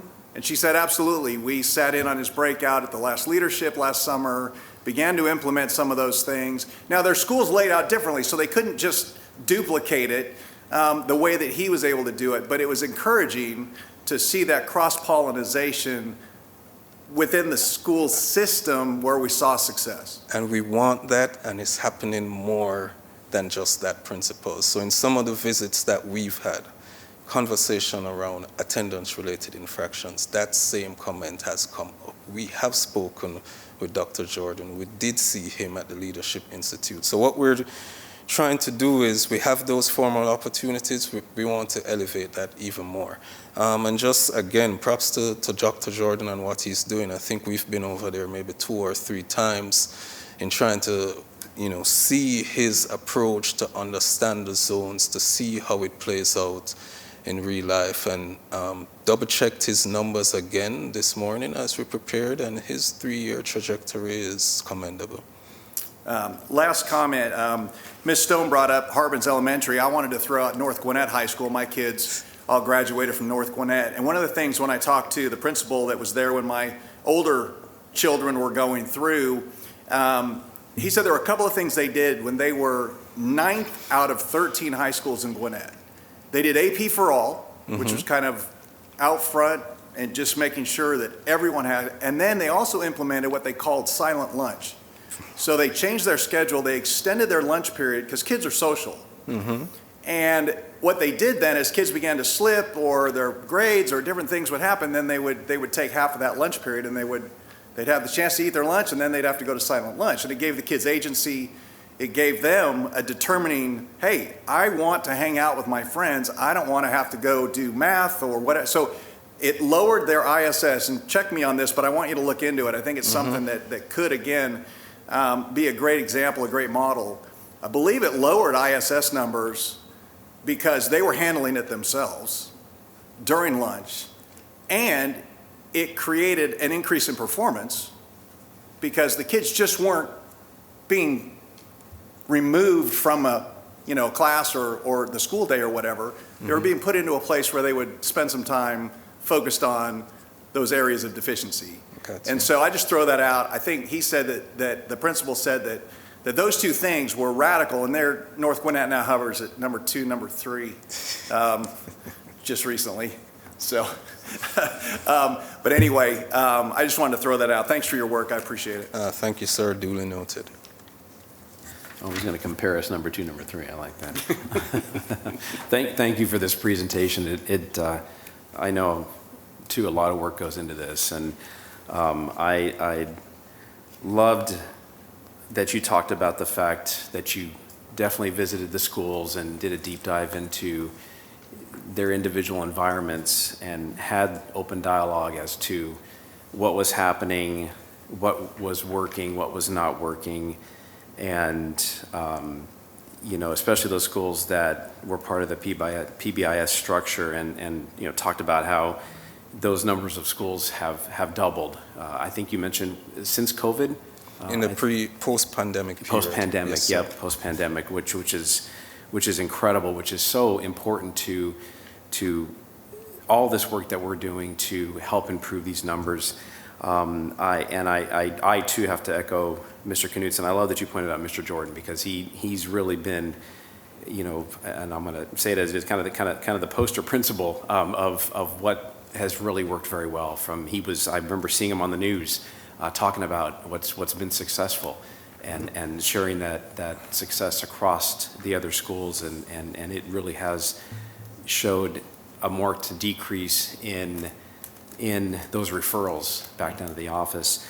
I'm going to kind of flip this upside down. I don't know if it's because I have twin sophomores in high school, and I don't know if that's a good thing or it's a thorn in my side, because they come home with all the great stories of, Dad, there's, I'm seeing these kids cheat in the classroom and they're getting away with it, and I want to be sure that we're capturing those students and not padding these numbers just because we're looking for good data. And so again, I want to turn it upside down. I'm being devil's advocate because I hear it from my students. I have the luxury. So again, I love good data, but I want to be sure we're capturing everything we need to do, because if we're not enforcing it, then students think it's allowed.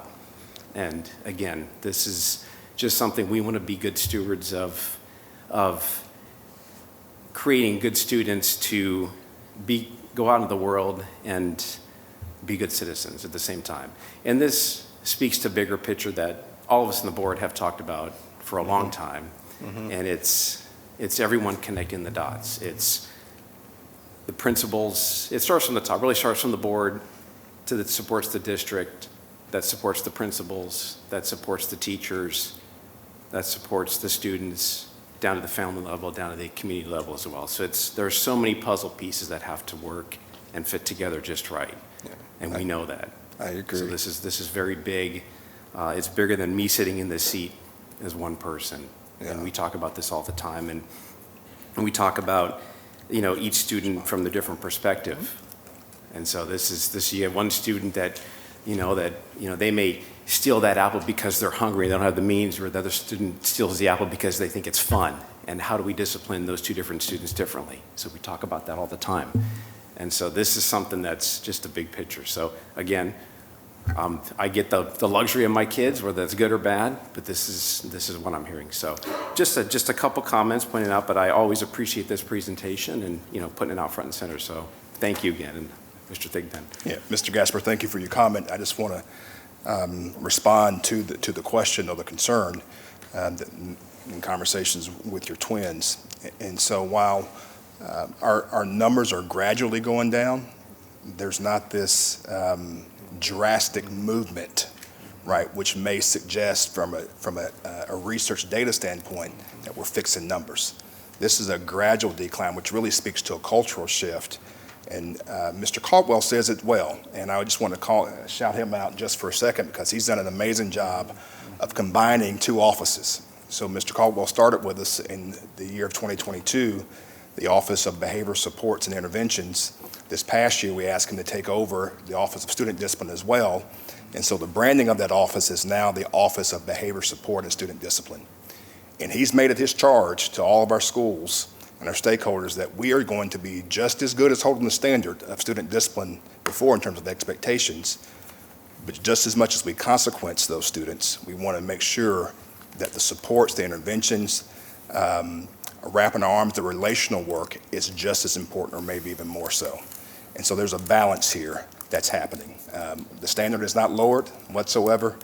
We have done a great job, I think, and Dr. Welsh has spoken to this, of speaking to the development of our staff, putting resources in place through our behavior coaches, our advisement leads, our social emotional leads, ensuring that students are getting the supports they need. Their behavior is communicating a need from the students. Sometimes the behavior is also communicating the need of the educator as well. And so that balanced approach is really what's driving our numbers gradually down. And you said something very important. You said development of staff, and I think that's key, that the staff understands their position in this whole equation, and there's no confusion as to the support that they need to offer from their perspective, because that a lot of times that's where I hear some of the disconnect too from the individual teachers, parapros, even APs, and even sometimes principals as to what do I do sometimes? So I'm glad that that's where the resources are going, because that's where they need to be. Yes, so thank you for the work you're doing there. Yes, and I yield back my time. I'll try to be quick. As a result of the limited amount of time we have remaining, thank you so much, Dr. Welsh, for your ongoing engagement with our school system and the expertise that you bring. Thank you, Dr. Simmons. South Gwinnett rests in District 4, which is my district, so I have to claim ownership as that being one of our finest. We have many fine schools in the district, so I love when we have District 4 highlighted as just an exemplary site for people to come and learn from and glean from. I do want to highlight, because I've been to South a number of times since I've been on the board, what really rings out to me in talking to not just Mr. Jordan, but also the staff is because they are positioned in the hallway, they develop deeper relationships with students. They have few vacancies because staff come back year after year, which lends to higher graduation rates. So it's just a domino effect. But I want to highlight, and you said it, the relationship is the key piece. They're developing close, intentional relationships with students because of that proximity of them being in the hallway, and the opportunity for a student to come up and say hello and talk about prom, because you're here in the hallway and I have easy access. So I wanted to elevate the importance of relationship, which you mentioned, but I really feel like that is key to the success we're seeing there. It's not just that they're in the hallway, but they're developing relationships in that hallway. I fully agree, Dr. Simmons. So quickly, how long have you been working with GCPS in this work? I would say maybe since 2023. 2023, okay, so 3 years. And ultimately, is the goal to put forth a strategic framework? I heard you mention a framework. Is that the ultimate goal? We're implementing the framework now. You're implementing the framework I now. think the ultimate goal is kind of where we're trending towards, where I don't think the district would need me because they would not have discipline disproportionalities and they would have the framework that they've been implementing and can update over time. Okay. And it's clear that there's been a lot of work done, a lot of school visits, a lot of data that you presented. We are a board and a district that really prides ourselves in transparency.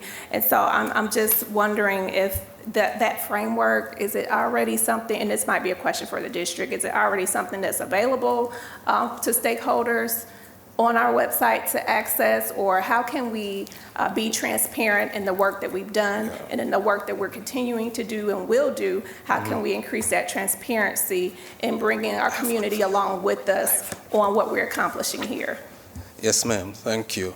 So the framework I outlined in my book, Suspended Futures, and GCPS is one of the first districts where we are taking the framework from something academic to actually putting it into existence. So the entire chapter 2 in the book, and I can provide you with a copy, has the framework. And what we are doing now is doing that empirical implementation of actually implementing the framework. Good evening as well. And so the work of our office also highly influences the work that's going on in the district. And that work begins with our MTSS framework that we have with our flow chart. We really want to make sure that we have solid Tier 1 foundations in place. And that work actually begins in advisement, morning meeting opportunities. That's the designated time that we have in our schools for our students to actually learn those social emotional behavior skills, those conflict resolution skills, those PBIS expectations that we need them to know, those school-wide and classroom expectations that we need them to know as well. And so once we have that solid framework down from a Tier 1 level at all of our schools, we then begin to dig deeper into Tier 2 supports. Who are those students that need additional supports? And we look at different data points such as office discipline referrals, number of ISS days, number of OSS days, number of unexcused absences, how many classes are being failed, is the behavior happening in multiple environments, or is the behavior just happening in Mr. Caldwell's class, right? And so we are identifying students and then implement research-based interventions, things like check-in, check-out, things like a caring adult in the building, other things such as restorative strategies, reflective behavior sheets. Also, community-based mentoring is big as well. And then the last thing is the counselor social worker referral, where we kind of have some cross-collaboration where they get involved as well. And they do some deeper dives, such as small groups with students, also some individual work with students as well. And at that point, there are also some opportunities where they may have some referrals from outside resources as well to support kids. So it's a whole conglomerate of what we do from that framework, but it begins with our MTSS flow chart and making sure that we really have things established from a Tier 1 level and then go down to what students need additional support through Tier 2 and Tier 3.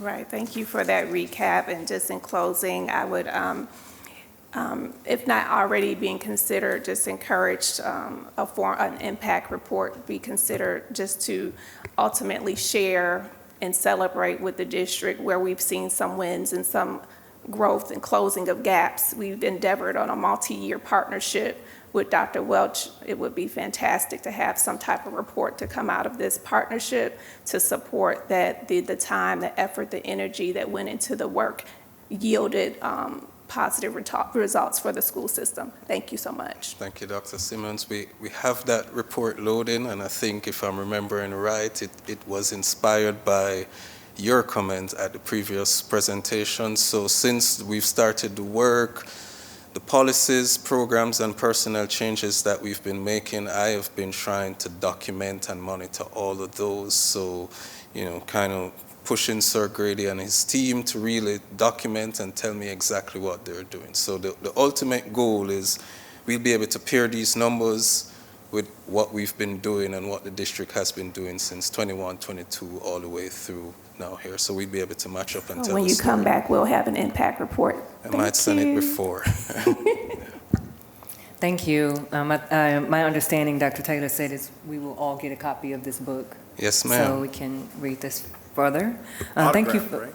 Thank you so much for your presentation. I do have a few questions, and in light of time, we got our board discussion at the end of the meeting. Might have to go real fast, y'all, okay? But I do think that this is a really important discussion for us to have. We've been waiting on this data for a few months now, and so I do put a high priority on this discussion and making sure that board members do have the answers they need.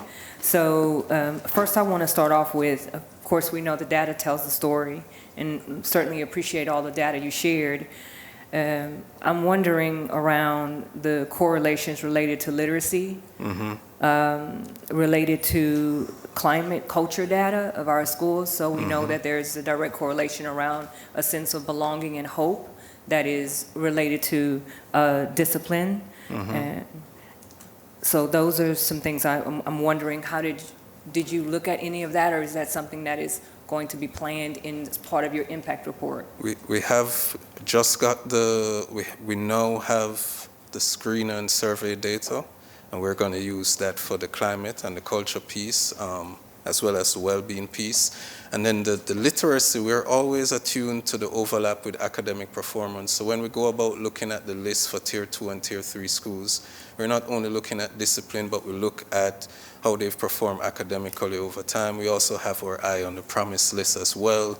So there's this overlap in academics and climate and culture that we haven't frontally gone, so I haven't shown you data on how the screeners and how we measure well-being relate to discipline, but that's something that we have on our radar, not necessarily to show how they're linked, but to use it in how we support the Tier 2 and Tier 3 schools. Exactly, and that is the point. I think it is really important to examine the data that's related around culture and climate and literacy, absenteeism, because when we look at and even social economics, right? When we look at all of that data, it does help us to figure out what holistic supports can we provide to our students.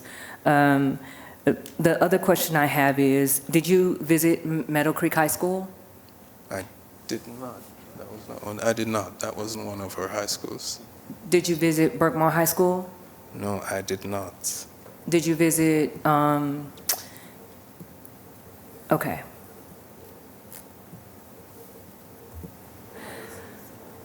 Yeah. So then I'm curious because I also want to understand the schools that are promise schools. So I represent District 5. District 5 has majority of the promise schools there. And in particular, I'm curious about Meadow Creek and Berkmar High School. I know Meadow Creek has improved and have some innovations, and I'm wondering if you examine the innovations that Meadow Creek has around discipline, and I think that would be quite helpful to understand. District 5 is always kind of left out, and this is unfortunately another. Duly noted, Madam Yeah, Chair. I is- will visit them. They're next on the list. So when I took a look at the promise list, right, 5 of the schools are in the bucket that we focus on, which would be the middle and the high schools. And some of those schools we've been talking about. These 2 schools we've talked about as well, but I haven't visited them. But given the prompting, I will certainly go learn from them as well. And given that we are looking at the overlap between those 5 middle and high schools and our work. And Sweetwater Middle School, Radloff Middle School. We have Okay. both of those in our great. work. Yeah.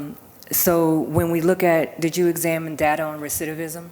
Yes, ma'am. It is not increasing in the post-pandemic era. So it has remained similar to what it was before. So I look at students who have received at least 2 ODRs, 2 ISS, and our trend lines have looked similar across time. I didn't present it here, but that's something we look at in the work. And you'll be able to share more information on that one? Yeah, we can send it Okay, to great, you. thank Yes, you. Then the other question is, and I saw in the report, you have invested in behavior coaches. Do we have behavior coaches at every school, and are they readily available? Can you talk more to the behavior coaches? Yes, ma'am, certainly. Right now, currently, we have 11 behavior coaches at our district. For the whole district? Yes, ma'am. and Only they- 11? Yes, ma'am. We have 11 district behavior coaches. Certainly, open opportunity to receive more. But right now, behavior coaches are split by cluster. We are in the process of examining some of the schools that are on this list and maybe reallocating some behavior coaches to provide more support in these clusters from the clusters that may not need as much support. So we are looking at maybe stretching our resources to maybe collaborate and cross our behavior coaches outside of the clusters they normally serve to help support some of these promise schools that may need additional support as well. And the work that our behavior coaches do is phenomenal. We work with one-on-one coaching cycles with teachers in terms of training to make sure that they understand solid classroom organization and management. Right now, we're at about 3% of our teachers have gotten one-on-one coaching cycles with our behavior coaches. When you think from a grand scheme of multi-tiered systems of support, that's the highest level of support. About 3% are going to get that support.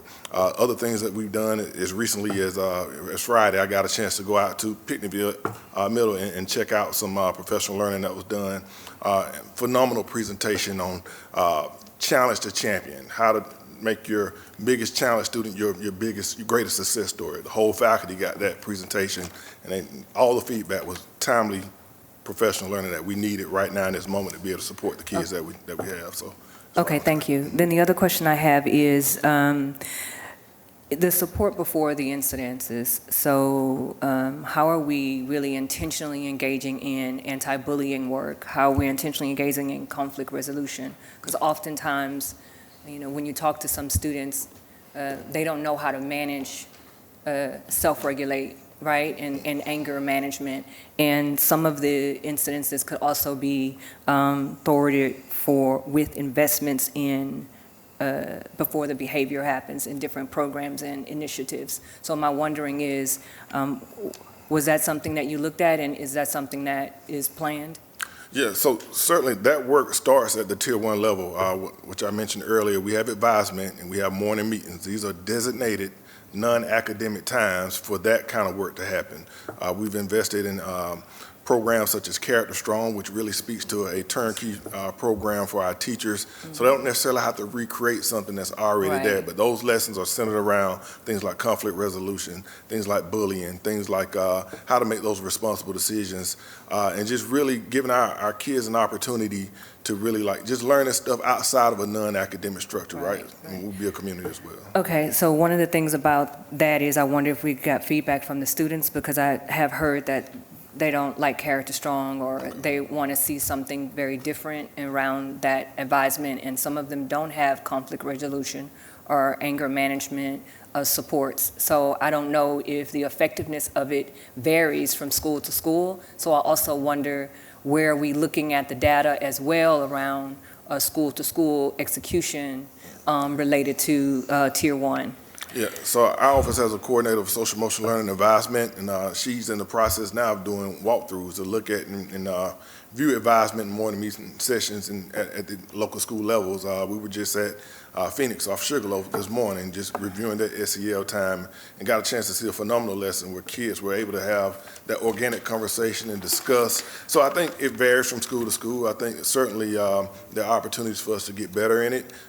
Just like anything, I think some teachers may do it a little bit better than others, but that just lets us know that we need to continue to train and continue to make sure that our teachers feel equipped to be able to deliver those lessons. Okay, thank you. Then I have 2 more points. So the other point is around the professional, or the development around teacher training and supports. So I'd like to learn more around how are you engaging specifically around anti-biases, around anti-Blackness, and around cultural competence related to training that can help support the disproportionality, eliminating disproportionality, in particular around our Black students that have been identified as the major issue, and also our Black girls as well. gender issues around that may be also related to misogyny. Yeah, so one of the things that we've founded as a district now is our Opportunity Access and Research Committee. And on that team, there are various stakeholders, principals, teachers, also district leaders, and part of their charge is to also create a cultural competence training that really supports our teachers in some of those areas about being non-biased and about making sure that we're treating kids fairly and making sure that we have an empathetic lens as when we view our students, whether it be from a behavioral standpoint or a socioeconomical standpoint as well. What are we using? There's a group called Opportunity and Access Research Committee that we put together and have established, and they meet on a regular cadence, and they are in the process, and one of their charges is to develop a cultural competence type training that supports just what you were speaking on.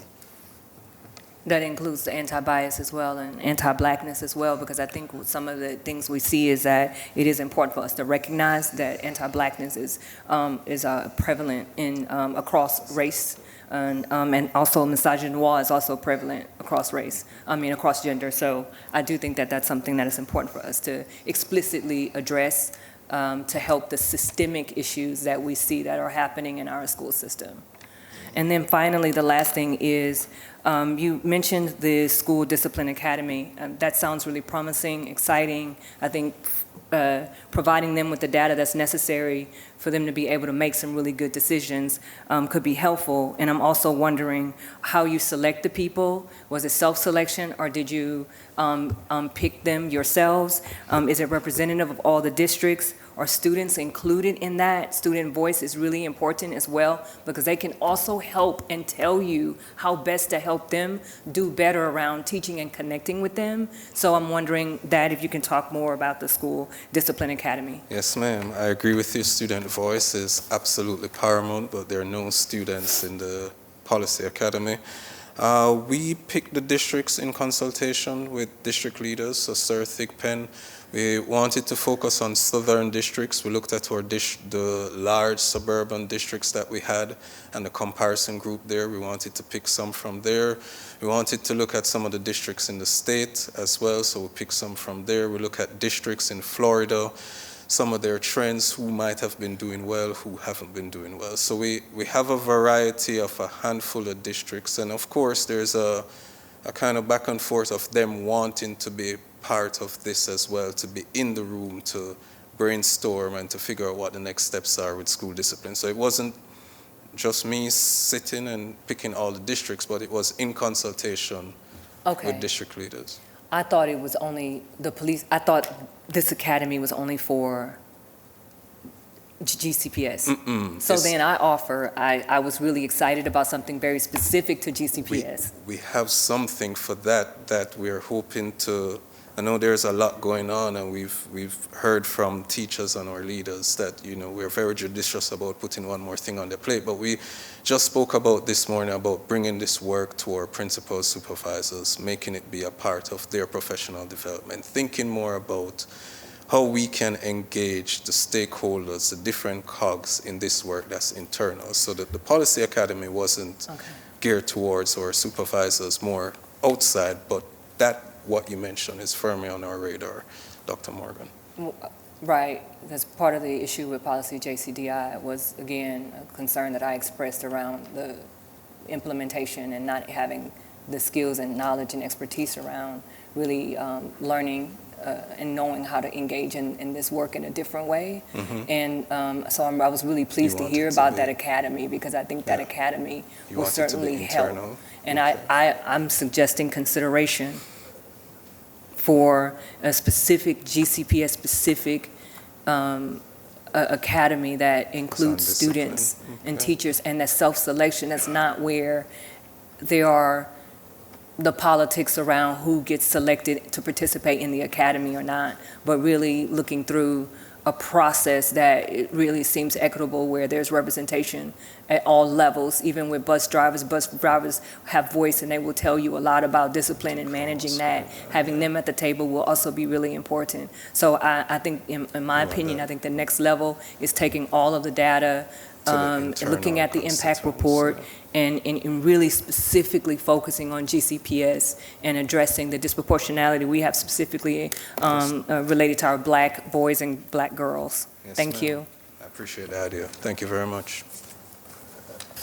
All right, well, thank you, Mr. Thigpen, Mr. Caldwell, and Dr. Welsh. We'll now have George Gomez, Chief of Staff, and Dr. David Goldie, Legislative and Policy Administrator, provide a legislative and policy update. Mr. Gomez. For the sake of time, I'm just going to turn it over to David. Okay, good evening, Chairwoman Dr. Therese, board members, and Dr. Taylor. I placed 3 packets on your desk earlier this evening. If you'd look at the one that says policies presented as old business, these are the 3 policies that were laid on the table at last month's meeting. I just want to give you a very brief update on each of these 3. Policy BBDA, Superintendent Evaluation. That was placed on the table. We have not received any feedback or requests for revisions, so we are recommending that to be approved at tomorrow night's business meeting. The second one, Policy IDDG, Multilingual Learners. You will see that there is some additional revisions on page 5 in blue text. All the red text in there, that was the updated data set that was presented last month. So the blue language that you'll see on page 5 and again on page 6 are what's been added since then at the board's request. So the recommendation again for that one is that this policy be approved at tomorrow night's business meeting. The third one, policy JBCF. This is response to federal immigration enforcement. This was a new policy brought last month. Again, you will see the red text there that shows that this is a new policy. On the second page, you'll see some text in blue. Those are the revisions that have been added during the last month. Again, this is recommended for approval at tomorrow night's board meeting. Just very quickly, you may see on that second page where the effective date is listed as November 2026. I refer you to the following sheet, which is feedback from district staff, which provides detailed implementations requirements, the things the district has to do, and towards the end of that document, it says, given current workloads, a minimum of 6 to 8 months is required before implementation, placing realistic readiness on or around January 2027. But we have put in an effective date of November 2027. So I'll pause there briefly in case there's any questions on any of those. And I ask board members to be consideration of time because for the rest of the meeting. Thank you.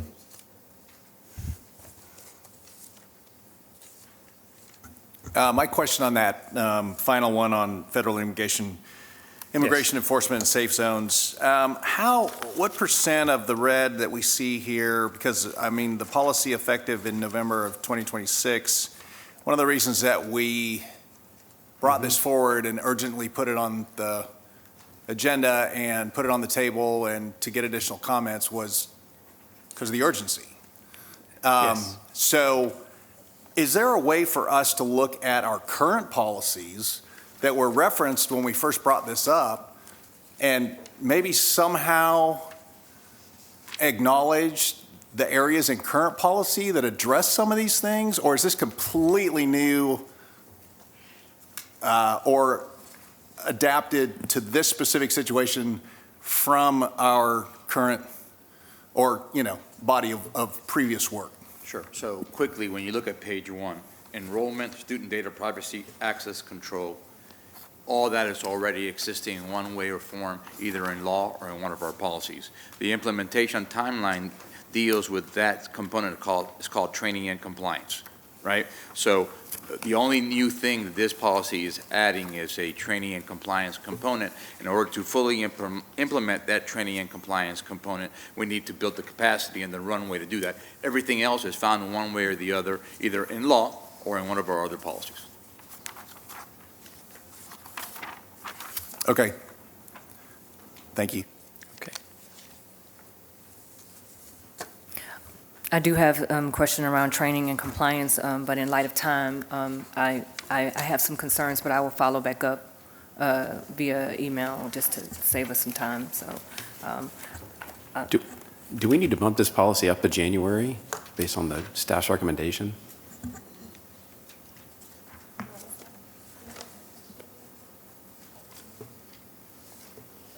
The recommendation, Mr. Goldie, that you, Yeah.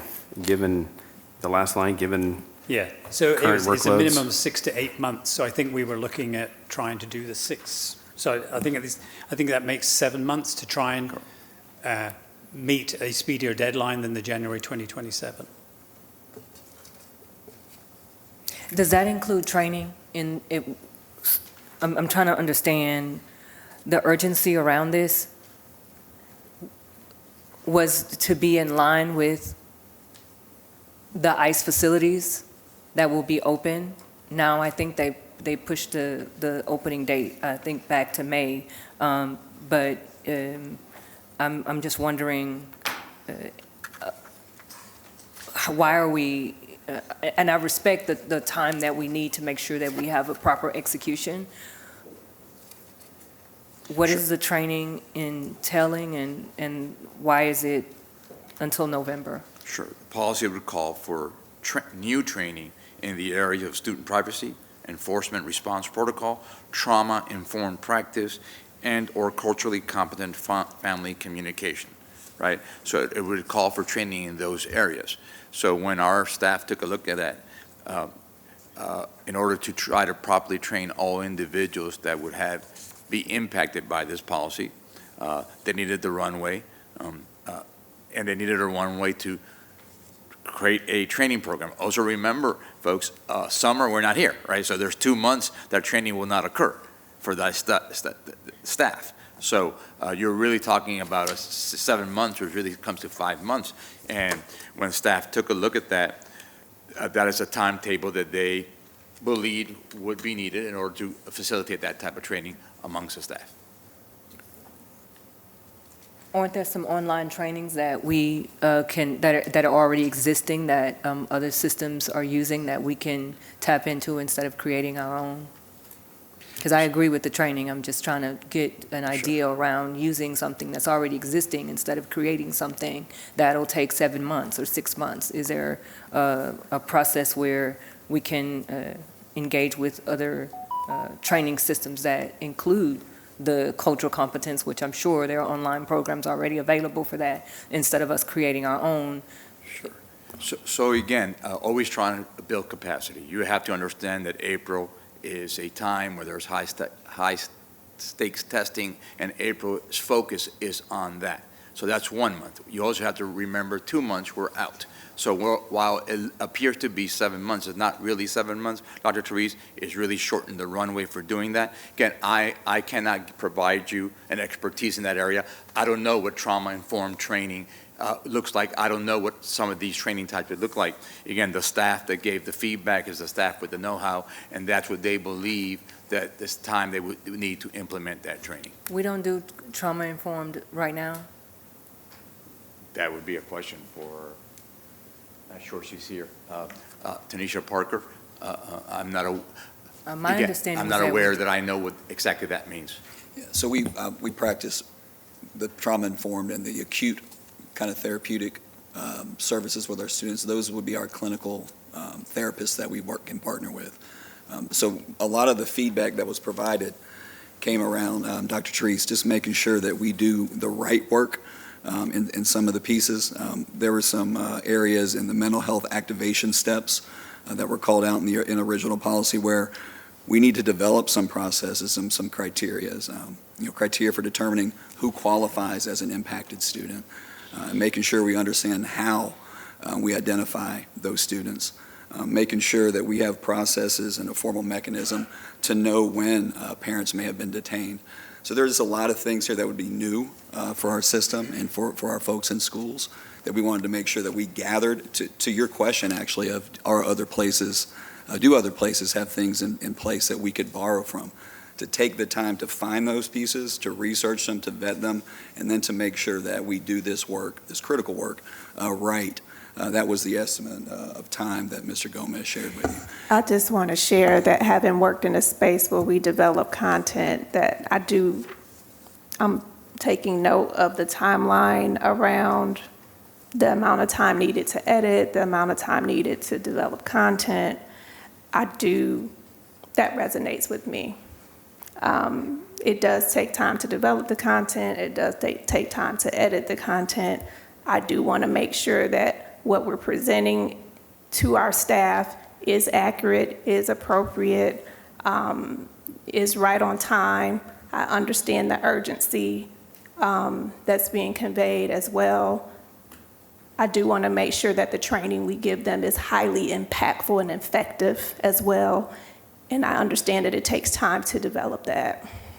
Having done 25 years or over 25 years in DEI training, one thing I can say is that there are already systems, online programs that are highly impactful programs that are around cultural competency that's already developed, around trauma-informed practices that are already developed. So I think that I truly believe where there's a will, there's a way, and I also want to make sure that when we do have a policy, that we have a policy that could be successfully executed. I often say yes, both and I also say that in this instance where I know that there are programs that could fit already in this, and I can provide some of those examples to you that are online that are, at least it's a good start for some of our teachers to start engaging in cultural competence learning around this process. I know that there are some school systems that's already developing some templates that we can use and draw from. So I just want to encourage us to have more will around. Well, let me say this differently, because I don't want to say that you don't care. I just again, yes, both and. I do believe that we have an opportunity to look at some things that are easier for us to access, that have been developed by experts, that have been edited and vetted and researched. So I just highly encourage our system to look at those systems, and I'll also provide some recommendations.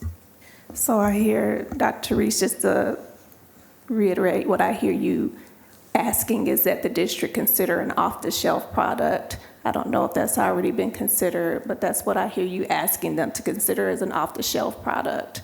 And I don't know that we've heard from the district around that timeline. Perhaps that's a shorter timeline, but if not, maybe you all can provide us follow-up information as to what that timeline would be and the rationale behind that timeline that's provided. And some of them actually customize. So they can also customize for GCPS. That might take a little longer than off the shelf. But I mean, you could just do off the shelf. I mean, some of this stuff is really, it's already readily available.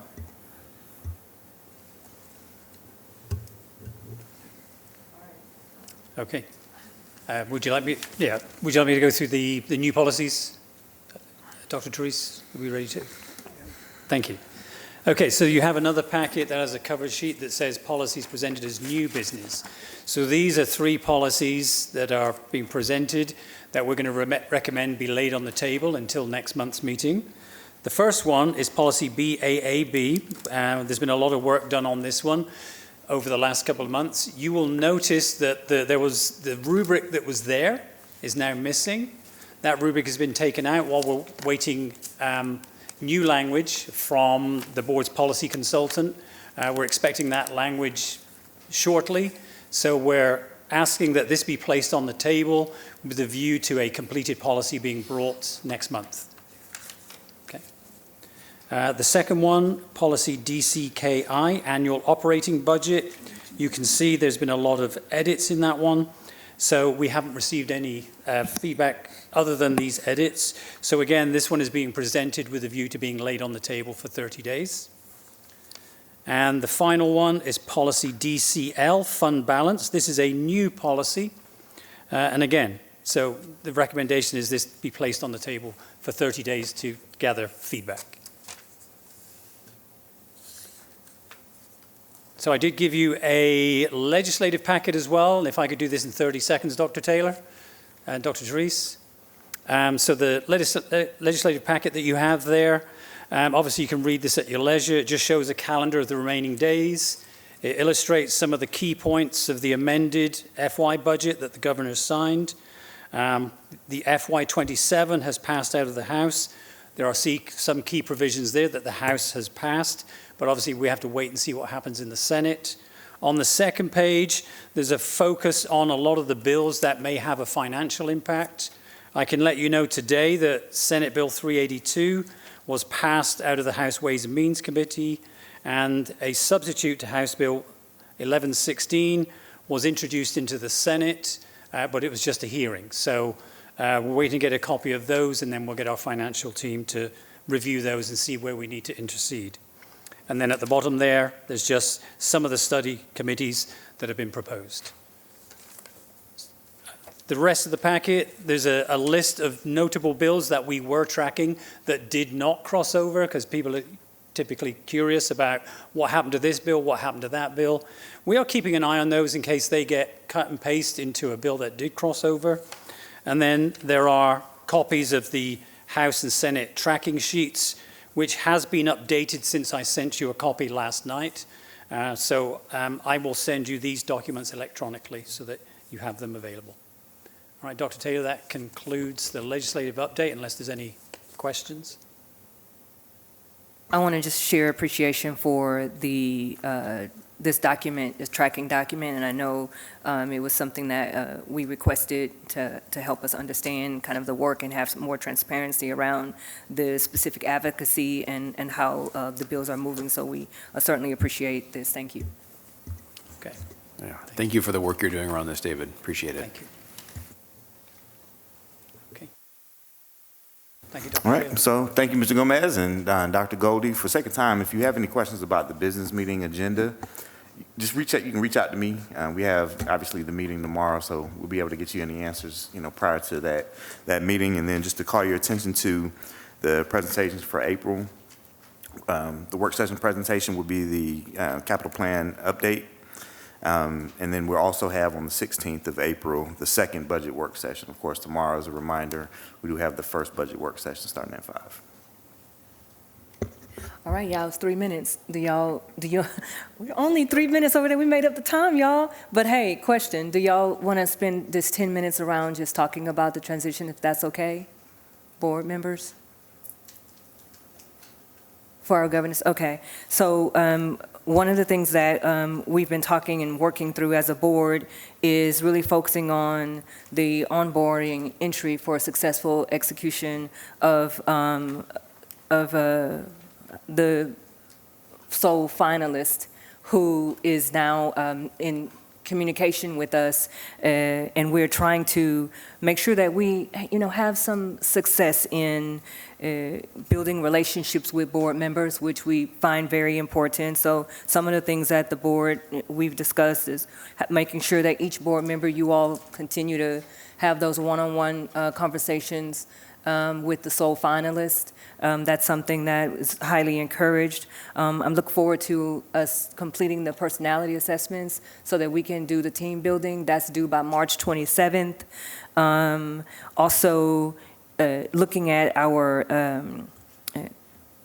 area-wide board meetings where the sole finalists at that time, well, this will be at the end of April, but looking at engaging the community members to be able to participate and meet our sole finalists, and then also our SharePoint site that we're developing. You all have provided information already on what you want in that SharePoint site that you think will be great for the new person to be able to learn more about our system and engage with people. And then we're also looking at, supporting with coaching and again, a robust transition plan, which you all have seen.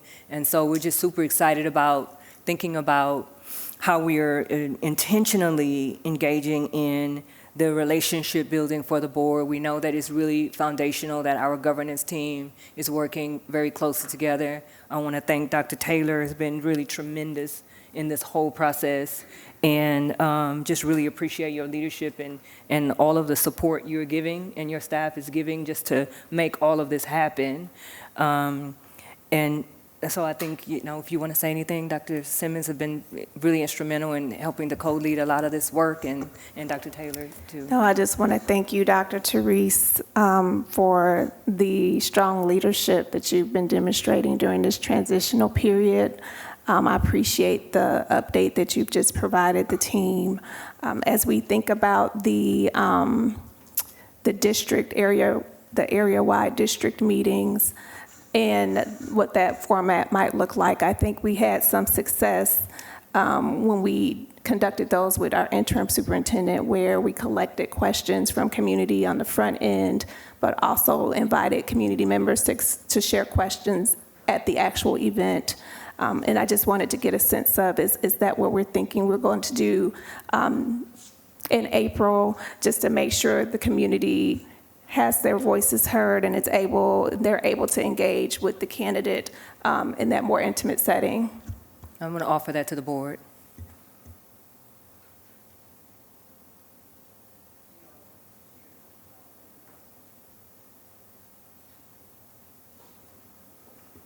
I mean, I appreciated the format of the last area board meeting to allow the community to submit questions before, and then I love the interactive component while we were in the moment of the meeting, to allow the people that were there and present to throw questions up as the discussion was actively happening. I thought that was so valuable to the discussion taking place, because it just kind of happened organically. It was germane to the discussion, and I think it really allowed the flow of the evening to go very smoothly, at least from my perspective. So I think I don't feel the need to change, and that, again, that worked for me, and I don't know if other board members felt the same way or want to provide some feedback. I like the format of the last town hall. I would just say that, from a participation perspective, probably board member, new superintendent, and maybe Dr. Taylor as well, because questions may come up that address what's happened in the past. Questions are going to come up in terms of vision for the future, and then questions are going to come up in terms of how the board has handled those sorts of things. So I think that that something like that probably makes sense, having some district representation. So, Mr. Gasper, Ms. Stone, they've got a little over a year under their belt, right?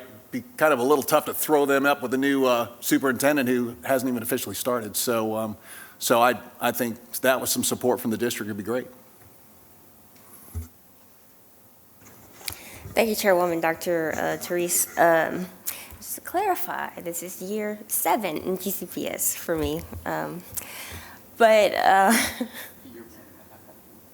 Yeah, and over 5 in the classroom. So thank you so much, Dr. Therese. So I really enjoyed how we reconfigured the town halls this past year, and stakeholders were able to submit questions prior, and I'm going to echo one of my colleagues. They were able to submit questions prior, comments prior, and then while we were discussing, and I like how the district, it was very different in the sense of the district was not just presenting out and talking to people, it was more collaborative.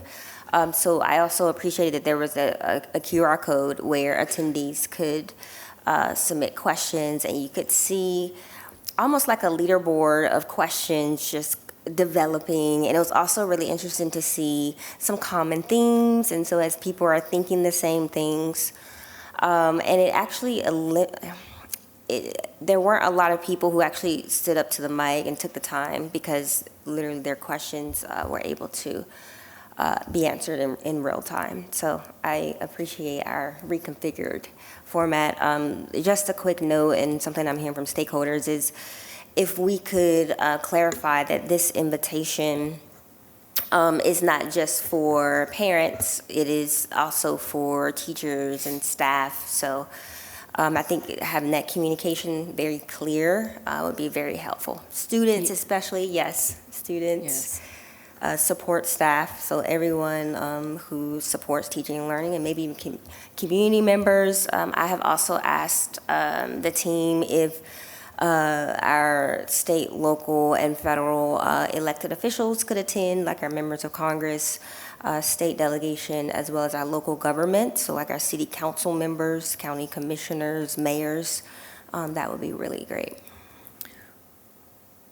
All right, I think we heard from the board. I want to thank Melissa for the work you did last year, because it looks like you've shared already a different kind of plan, but now I think they're kind of giving a direction that they prefer to go on. So I certainly support what the board needs, and so if we can have it in that format. And then I love the opportunity to really engage everyone in this, and I think this will be really a beautiful time for people to locally to visit. And also it's open. If you can't visit one date, you can also go to another district and go to another date if you can't make the date. So just kind of like around communications, around sharing where there are opportunities to go to multiple or to go to one, and if you miss a date, you can go to another. So, and then engaging everyone to be present to meet the new superintendent. And so then the final question I have for the board, and so Melissa, stay on task, so I have you to share a little bit about the Student Advisory Council session that's going to be in March. All of our board members, my understanding is everyone will be present, y'all. This will be pretty cool. So, and I think we can officially call it the Governance Student Advisory Council.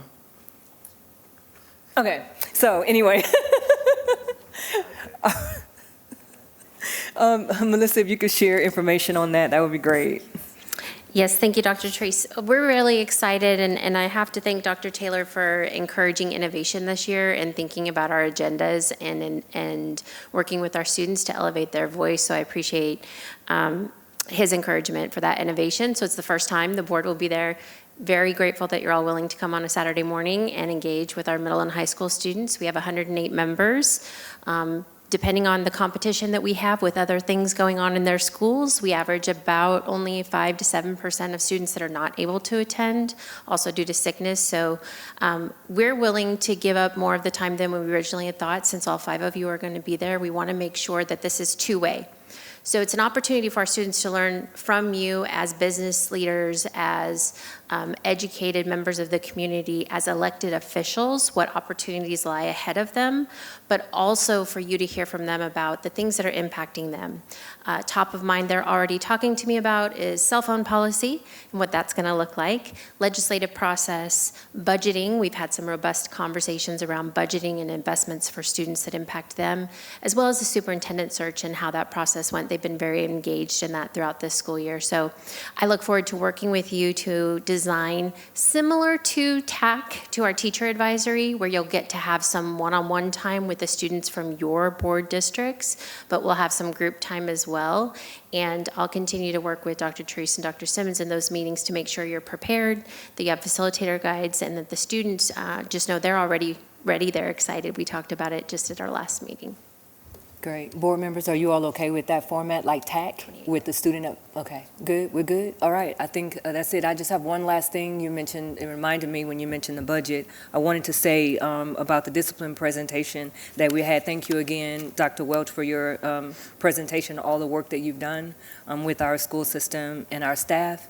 I do want to just raise up that we're having the budget discussions and we have to approve the budget by June, but I want to make sure that there's alignment around addressing some of the information that was shared and the investments that are needed to ensure that there is success around quality execution for what you've presented and those suggestions, that there's alignment in the budget specifically to be able to fund that, and also for the safe zones information around the training modules and things that might be there, that's also an alignment to make sure that's successfully executed. And so we have that in the budget.